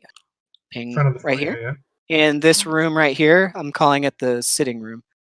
What do you find? You find a Taroka card. What's a Taroka card? You don't know what a Taroka card is, but I'm going to show you what it But looks like. you knows, right? I mean, yes, you would be I familiar have a plus. with this. I have a +8 to my religion. Genevieve, you would know what a Taroka card is as well. They're divination cards, Gotcha. very much like tarot cards. Tarot cards. Yeah. What card is it? Show It it. is the 5 of coins. It's in the Discord chat. Discord. Oh, perfect. The 5 of coins, and it is the guild member.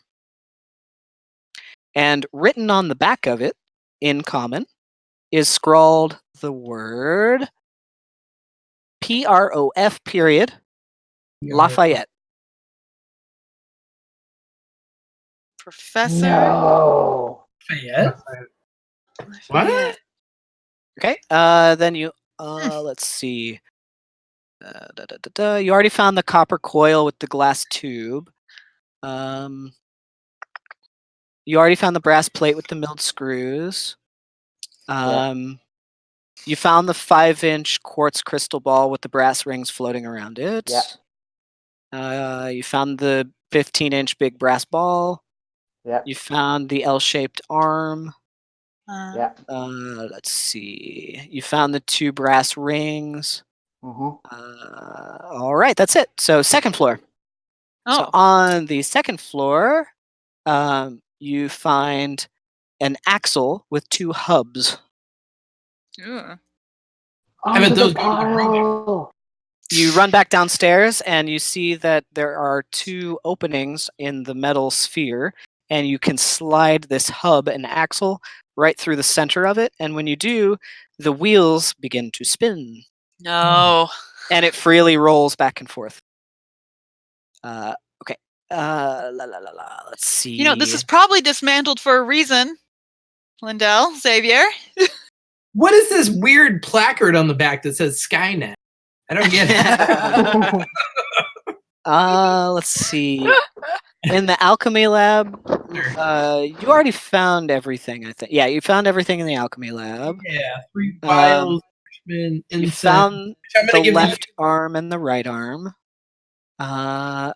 In the corner bedroom, in Safkaen's room, underneath the bed, you find a small stone. It's blue colored. Small blue. Is it magic? Small blue colored stone, and yes, it does emit a magical aura of, I have no idea. Dun dun dun.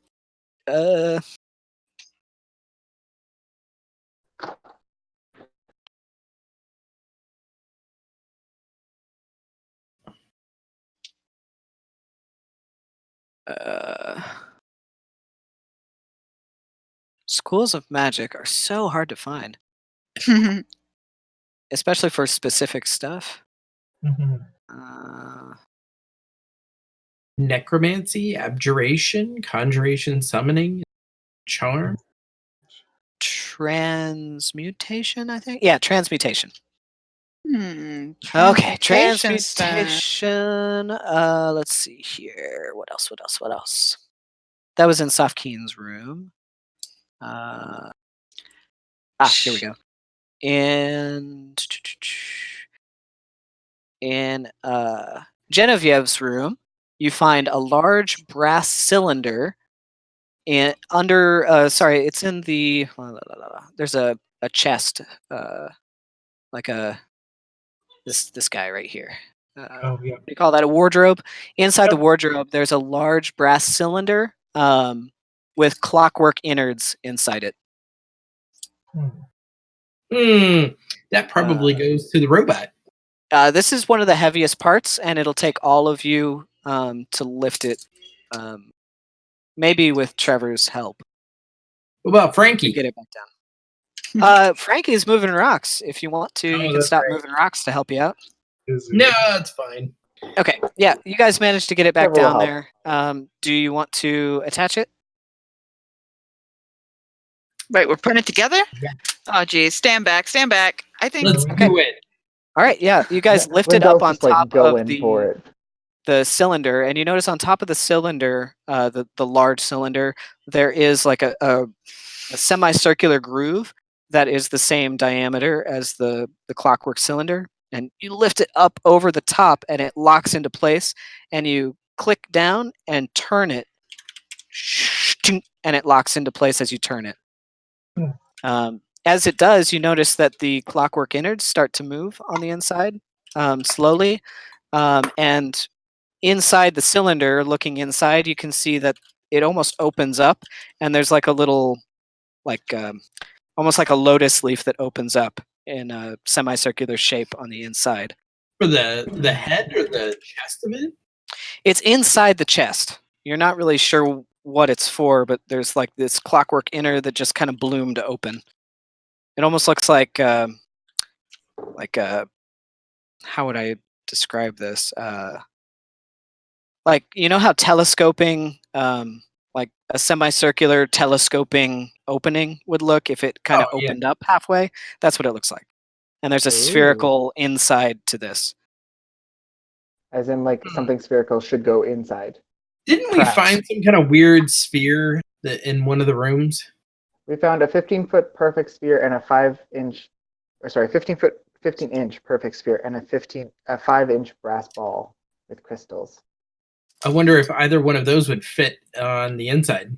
The large brass ball is already attached with the axles to the wheels, and the cylinder's on top of it. It looks like that the crystal ball with the kind of gyroscopic rings around it would fit in this space. Lindel wants to take just half a second, and she's going to take one of her thieves' tools, and she's going to carve into the ball with the crystals, "Lindel loves you," and put like a heart. Okay. Like a tiny little engraving, so it's part of the creature, and then she's going to put it on the cylinder. All right, yeah, you put it on the cylinder inside of the like bloomed opening, and it immediately closes up and lowers back down into the cylinder. But as it does, you see the whole thing kind of shake a little bit, and the gears on the inside start to make this screeching sound that's awful, and you start to smell burning. Oh no, stop it. Oil! Oh, Xavier, crap! you have oil! I'm gonna grab your jar of golden oil. Does it look like there's somewhere to put it in? Yeah, you roll an intelligence check for me. Oh, no. Xavier's on his A game. I rolled a 19, so we got a 20. 22. 22, good. The DC was 20. So yeah, you notice that there are some openings and channels where you can pour this in, where it looks like it will kind of coat the outer rings and then seep in through the pores into the inside clockwork innards. The golden oil and start pouring it in. You start pouring it in, and the burning smell goes away, and the screeching sound of the gears starts to go away as well. How much of the oil do you want to use? I guess when the sounds stop, he'll stop pouring. Okay, yeah. So you use maybe a few ounces of it. So mark off of the 16-ounce jar, you use 3 ounces. Looking like, because we still have detect magic going, or I don't know, just watching. Does it look like it's this is a magically powered steamwork machine? Yeah, all of you have your magic vision going. It is emitting a very powerful glow of evocation. And it's getting stronger, like as they put it together. Yeah, and all of you can feel the static charge on your hair as you stand near it.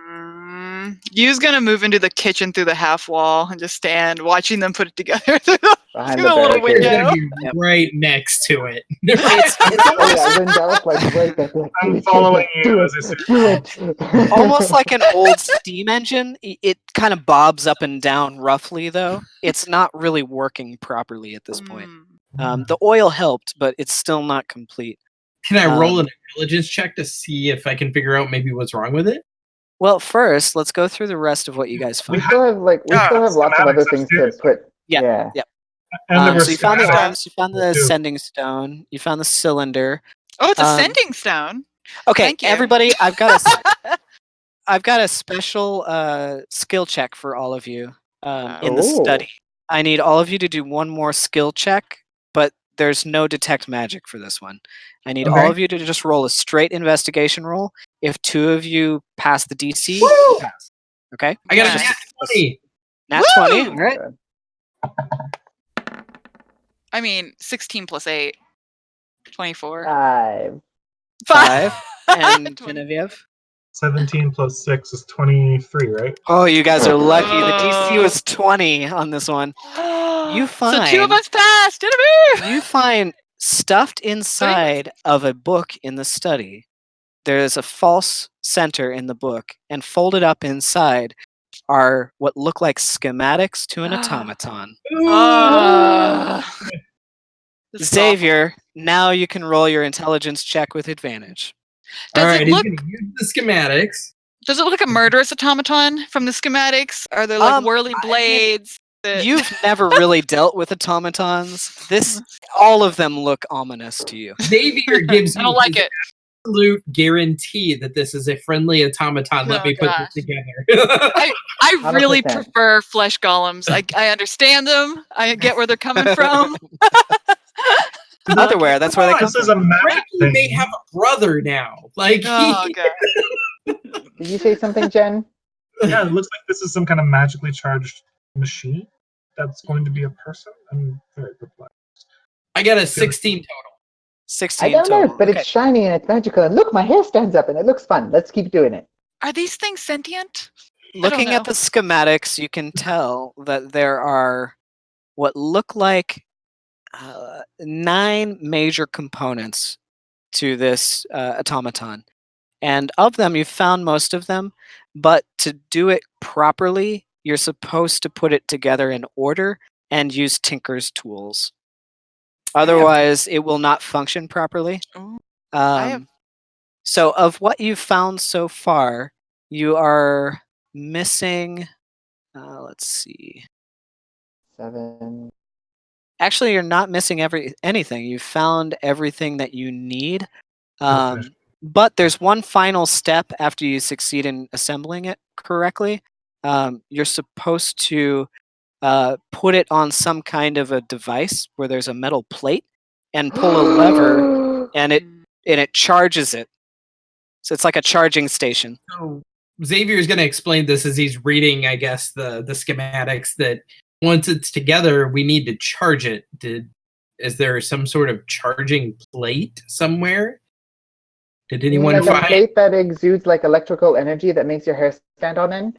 Well, that would be what we're looking for, yes. There's a thing upstairs. There's like, it was hidden under the rug. There's like a plate, and if you jump on it a lot, your hair stands out, and then you get like electrically charged.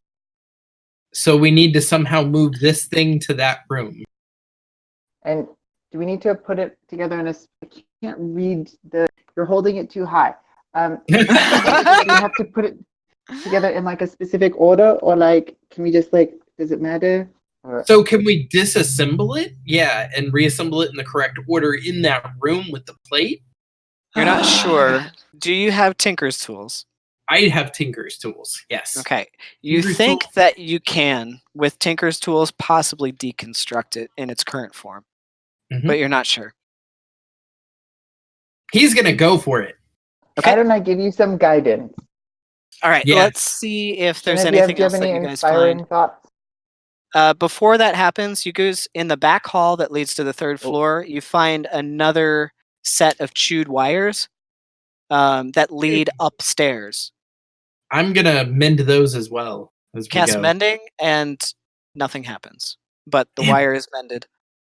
On the 3rd floor, in the lounge, you find the 2 brass plates, one in the ceiling and one in the floor. The rug's been pulled away, and it's revealed.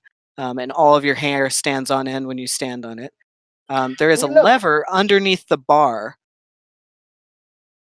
and it is turned over to the right now. I'm going to retrace where the wire would have gone and see if there's any other areas where it may be broken or... It coils up the stairwell and then disappears into the floor. on the 3rd floor. It looks like it leads towards the metal plate.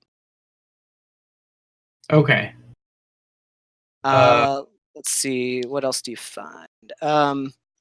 In the small bedroom that is Lindel's, you find a 6-inch quartz crystal. Oh. Quartz crystal. Was that magical? No, it's not emitting any magic. You just find a crystal. Ooh, pretty. Yep, and that's Lindel's it. gonna write a little note and put a note on it that says Lindel's, Finders Keepers. Lindel. The house belongs to everyone, Lindel. It was in my room. Oh my goodness. Well, then let's look at that stone you found in Safkaen's room a little bit closer. Yeah, I'm gonna hold it out. Let's inspect it. And see, we already heard what the DM say what it was, but do we need to roll to know what it is? What's that? The stone. You can cast Identify on it if you want as a ritual, and it won't take. Okay.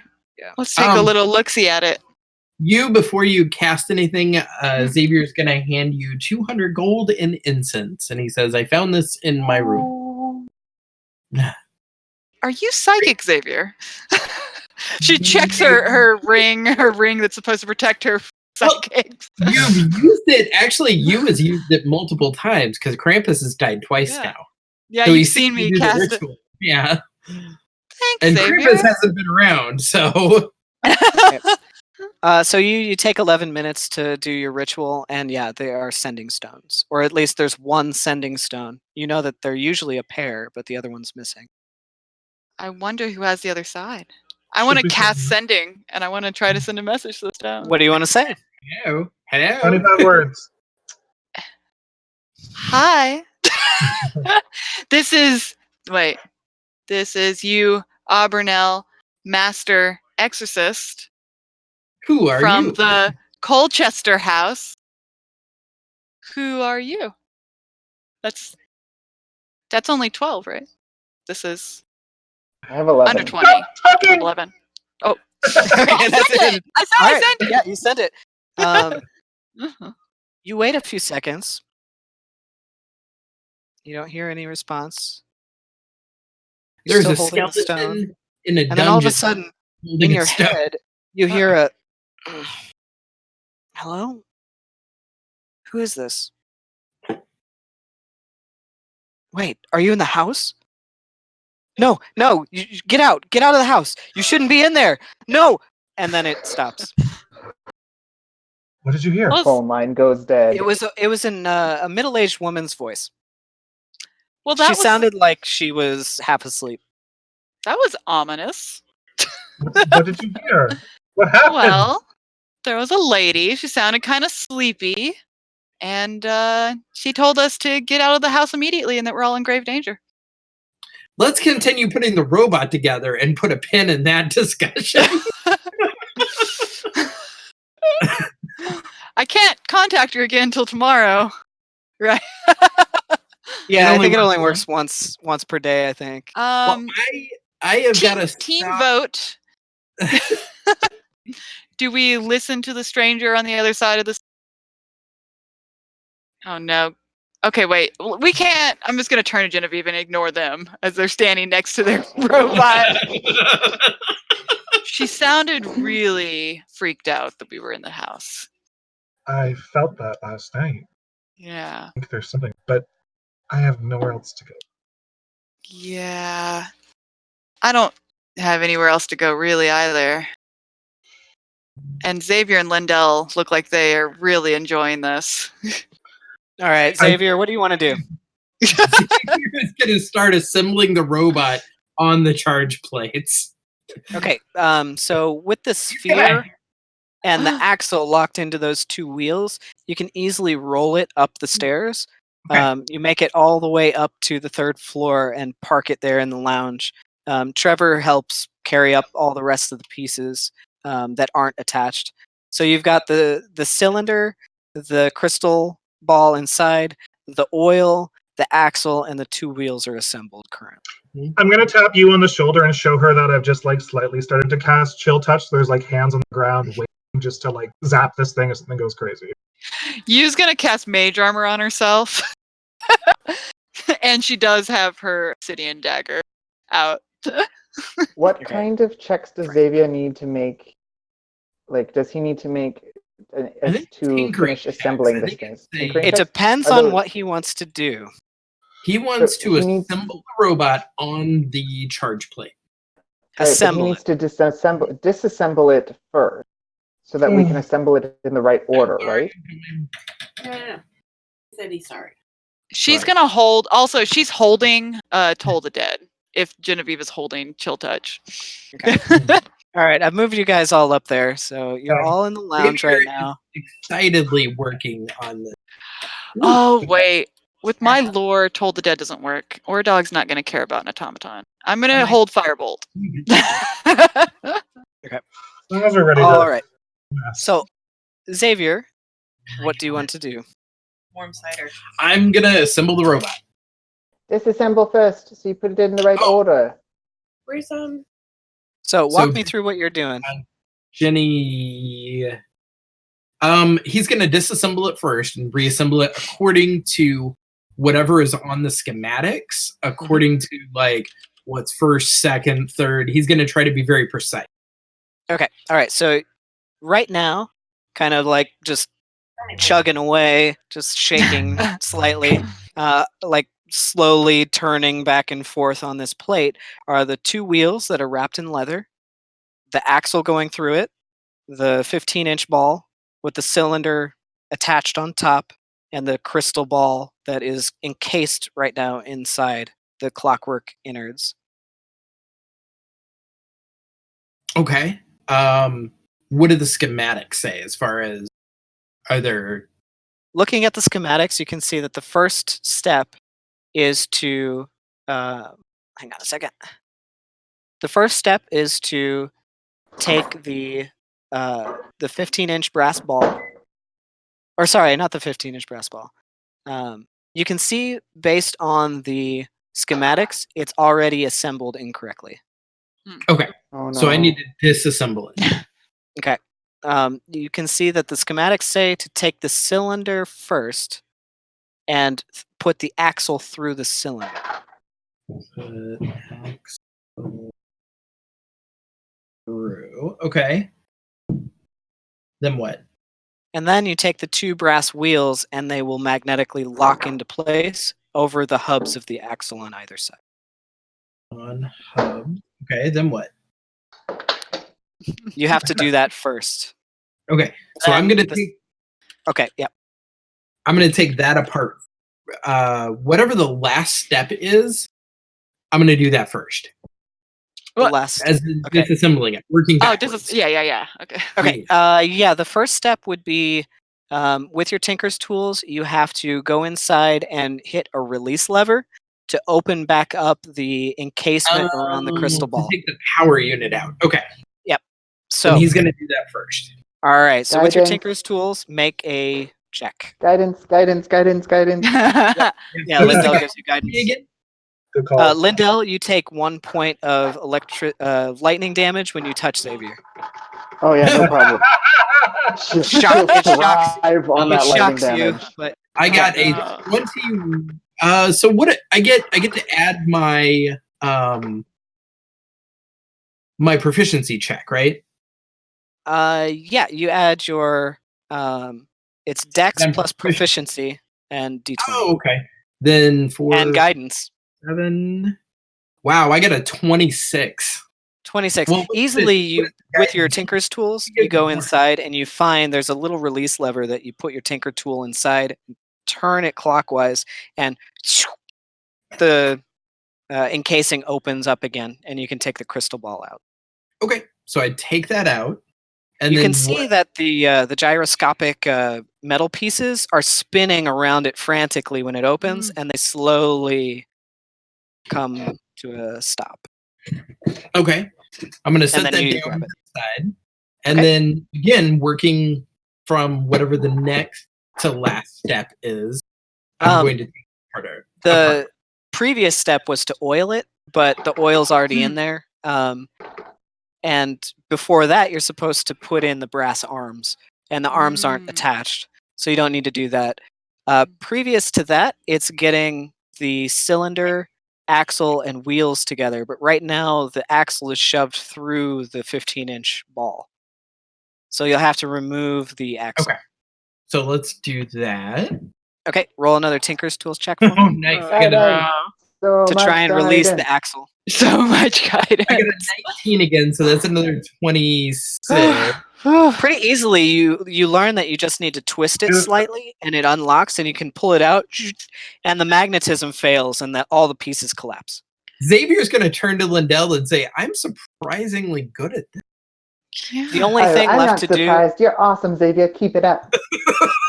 The only thing left to do is to turn the cylinder and disconnect it from the sphere. Okay, he's going to turn the cylinder, disconnect it. And when you do, oil goes all over the floor. No, crap. But it's completely disassembled. Okay, so now he's going to reassemble it using the schematics. Step 1, step 2. He's going to keep referring back to them. All right, step 1, 2, and 3 are to take the cylinder, put the axle through it, and attach the wheels. Go ahead and roll a Tinker's Tools check for me to put those 3 together. That's a 14 plus my 7. Guidance. What does the guidance do again? That gives me a plus 1d4. 1d4. 1d4. So I got a 27. So you notice that the cylinder was actually upside down in its original construction. It looks like that brass ball is the head and goes on top. So you turn the cylinder upside down, and then you put the axle through the center of it and lock it into place.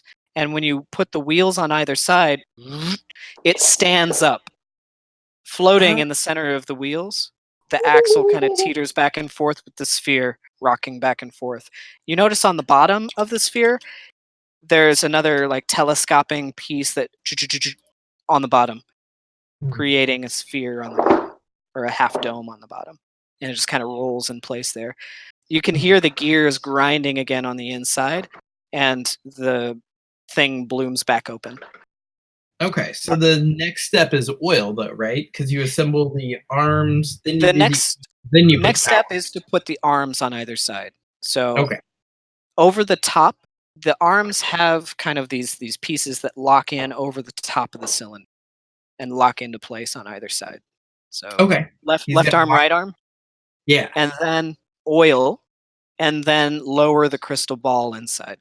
So go ahead and roll another Tinker's Tools check for me.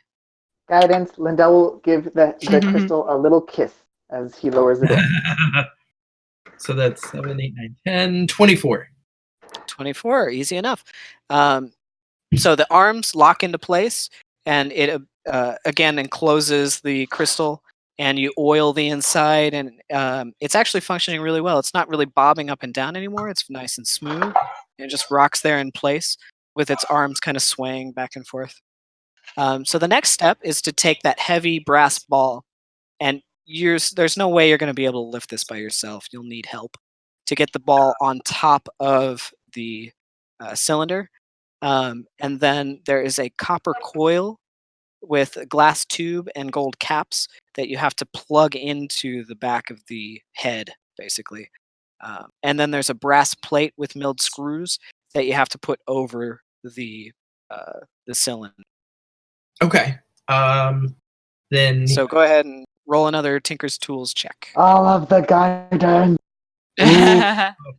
So 5. Good thing I have guidance because I rolled a 5. So that's 9 plus my 7.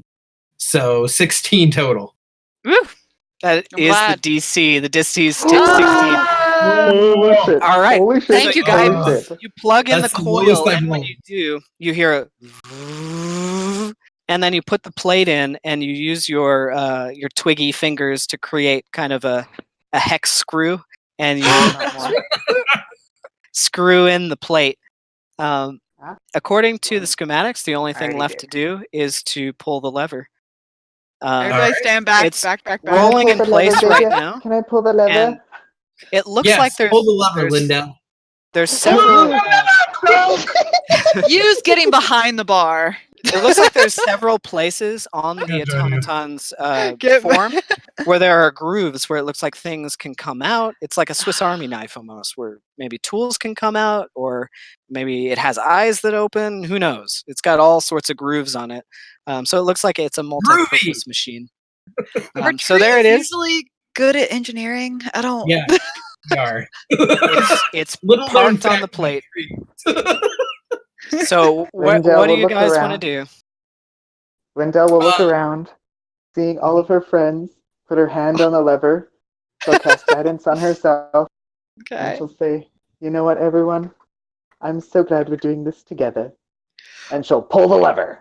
Why are we doing this at all? All right. So everybody show me where you are in the room when you pull the lever. I'm behind the bar. Behind the bar. Jen and I are behind the bar. And Xavier's just right in front of it, ready to greet it. Yeah, Xavier's just like dead center right in front of it. All right, David, very good. I have to admit, because I don't.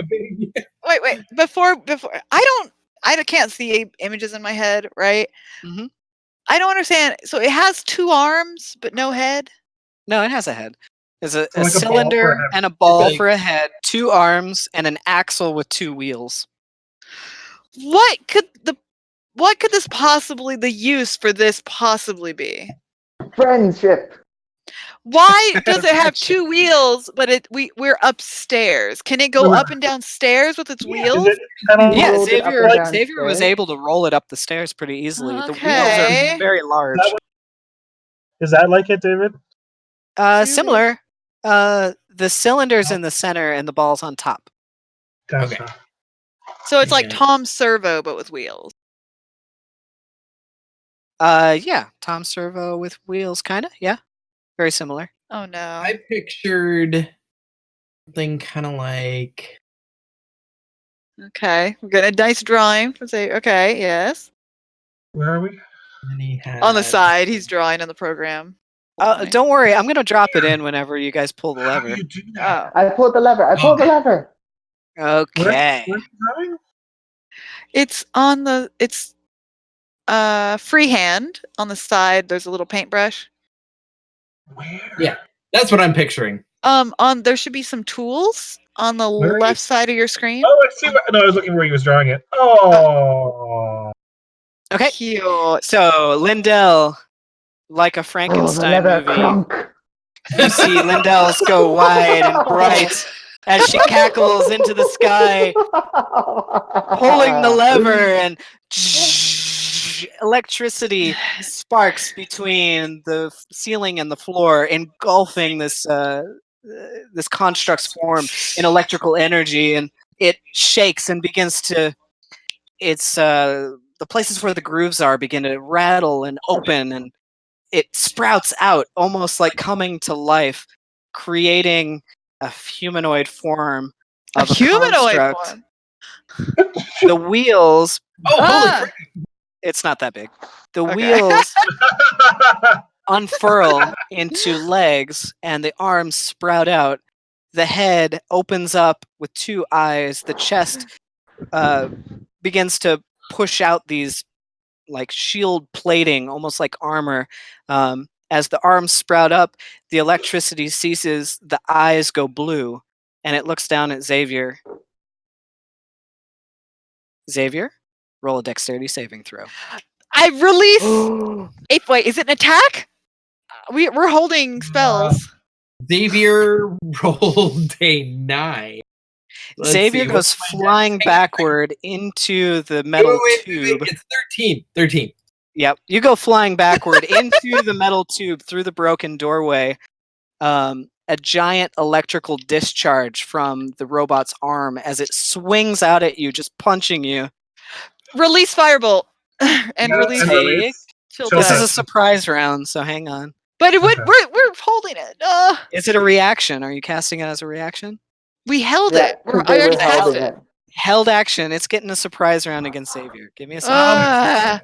11 points of lightning damage. Holy shit. And now you guys can release all of your held actions. So What are I've you got holding? stop And very. I'm allowing you guys to do this, but please tell me what action you're holding before you hold. We already did. Yeah, What were he you was holding holding? Firebolt and I was holding Chill Touch. Yeah, we Okay, told you all like right. 10 minutes ago before you described sorry. every part of the atomic I bomb. apologize. Okay. What's going on? It's all good. It's all good. Okay, go ahead. Yeah, David, why don't you remember and know everything that's going on? David! All the things, all the time. I was just a shitty DM, I guess. Okay. David, let's David, see. David. Yes. I've gone like a half hour over what I said I would, so I've got to start fairly soon. Well, after they do their held actions, everybody's going to roll initiative, and that's what we're going to pick up next time. Okay. And So- at this time, I think Safkaen would be walking through the front door. with groceries. With groceries and cookery, none the wiser to what is happening. Ready for Okay. breakfast. Yeah. Firebolt. Put her down in the foyer. 16 plus 8. 24 to hit with my firebolt. 24 hits. Go ahead. 2d10s. 8 plus 10, 18 points of fire damage. Of course, 18 points of fire damage. Yeah, It I doesn't- know. It's a machine. It doesn't do as much damage as you'd think. It takes half, so that's 9 points of fire. I'm coming. No, I'm just saying. And then Sorry. That's okay. And chill touch. Yeah. Was it 25 to hit? 25 hits. Go ahead and roll damage. 2d8. 8. That's an 8. 8. Man. With 6 damage. Necrotic. 6 points of necrotic. Drop more. It does absolutely nothing. Okay. You see no reaction. Lindel would like to hold up. Lindel's Yeah. gonna hold up the little crystal she found, the little crystal she found in her room, and be like, "Friendship." No! Okay. You hold up it turns on its side, facing you. It's facing you, though. It's not in perspective correctly. Yeah, it turns and faces Lindel and looks at the crystal, and then you see 2 swords sprout out of its arms. And that's what we'll pick up next time. Come on. I knew it was a murder bot. I knew it was a murder bot. Dang it. No, this is the middle of the night, my god. Okay, nobody could have known that was a murder bot. No one. How would we have known? That's impossible to know. Genevieve is having ominous dreams, seeing shadow people. It's Someone a sent us murder a bot. message saying get out of the house. Like, Get out. man. Oh no. Why are you there? You should be out of the house. Okay. If there is a robot in parts, Xavier is going to put it together. It was shiny. That's my reason. So, what do you guys want to name the robot? Friend. No. Murderbot. It's just Murderbot 1. Just Murderbot number 1, because there's gonna be another Murderbot. Let's just number them. Okay. Murderbot number 1. 1.0. 1.0. Oh, 1.0. There we That's go. even better. All right, guys. Well, I'm gonna go. Okay. Thank All you very right. much. See Good night, ya. everyone. Bye, kid. Love you, See you next kid. time. Love you guys too. Bye. Bye. All right. Okay. So that's where we'll pick up next time. Oh. It's just some kids drawing. It's so cute. That was not what happened. That was what Xavier was imagining. Yeah. He's like, it's gonna be wonderful. Can I fix it now? Is there an erase thing on there too? No. It's a shape. I think you have to move it. You select it, like you can select the shape and delete it. There you go. Actually, it's more like this because the axle goes through its thing, and then there's a half dome on the bottom. Let's see if I can freehand the. There's like a little half dome on the bottom. And it's got 2 swords. Yeah, no, it's got swords for arms. And laser beams for eyes. And a place where there should be a heart, but there's none. Oh. There's a heart of love somewhere deep Oh. inside. God. This is incredible. Lindel.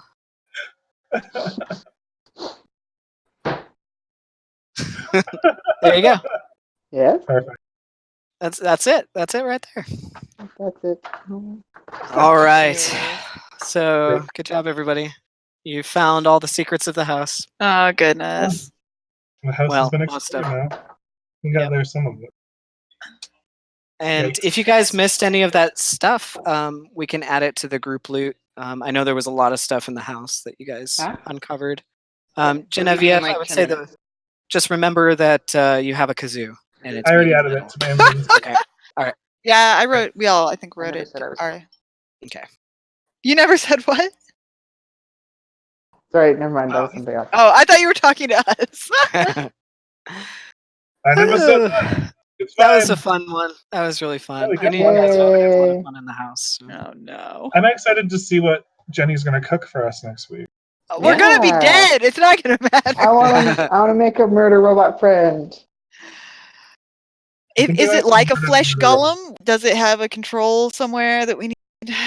We didn't find any sort of We'll have to remote. find out. You could always read the schematics. Does it say what controls on the Xavier. schematics? Xavier has the schematics. He's blown into another room. Yeah, he's in the other room. He did roll pretty high, but not quite that high. Oh no. Oh goodness. So yeah, the schematics didn't show it being a murder bot. I mean, Yeah, it's schematics. It's not an instruction manual. That's Could I also suggest that you take a screenshot of that room? yes. Just saying. So I didn't tell you guys, but you probably figured I've been recording this session. I saw this recorded bot.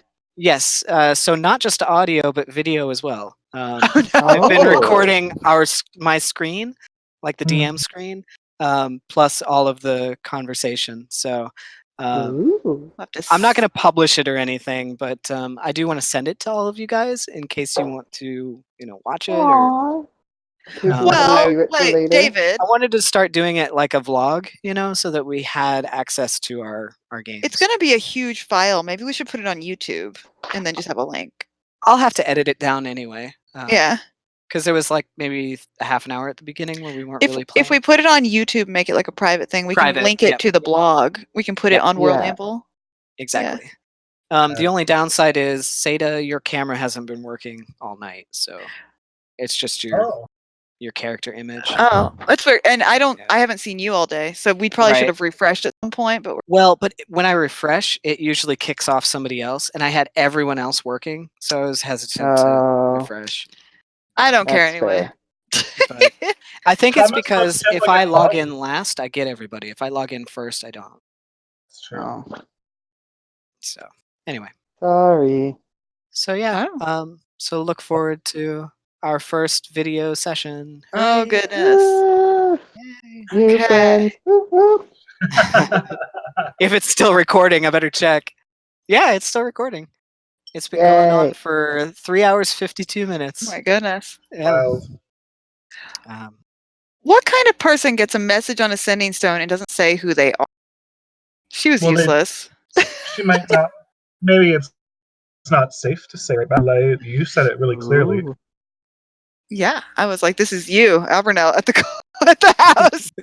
Hi. Hi. But then her response was, "Who is this? Who is? It's going to be a couple days of chatting." Huh, curious. We'll have to, Okay, guys. I really gotta run. Love you. Yeah, I hope we don't die.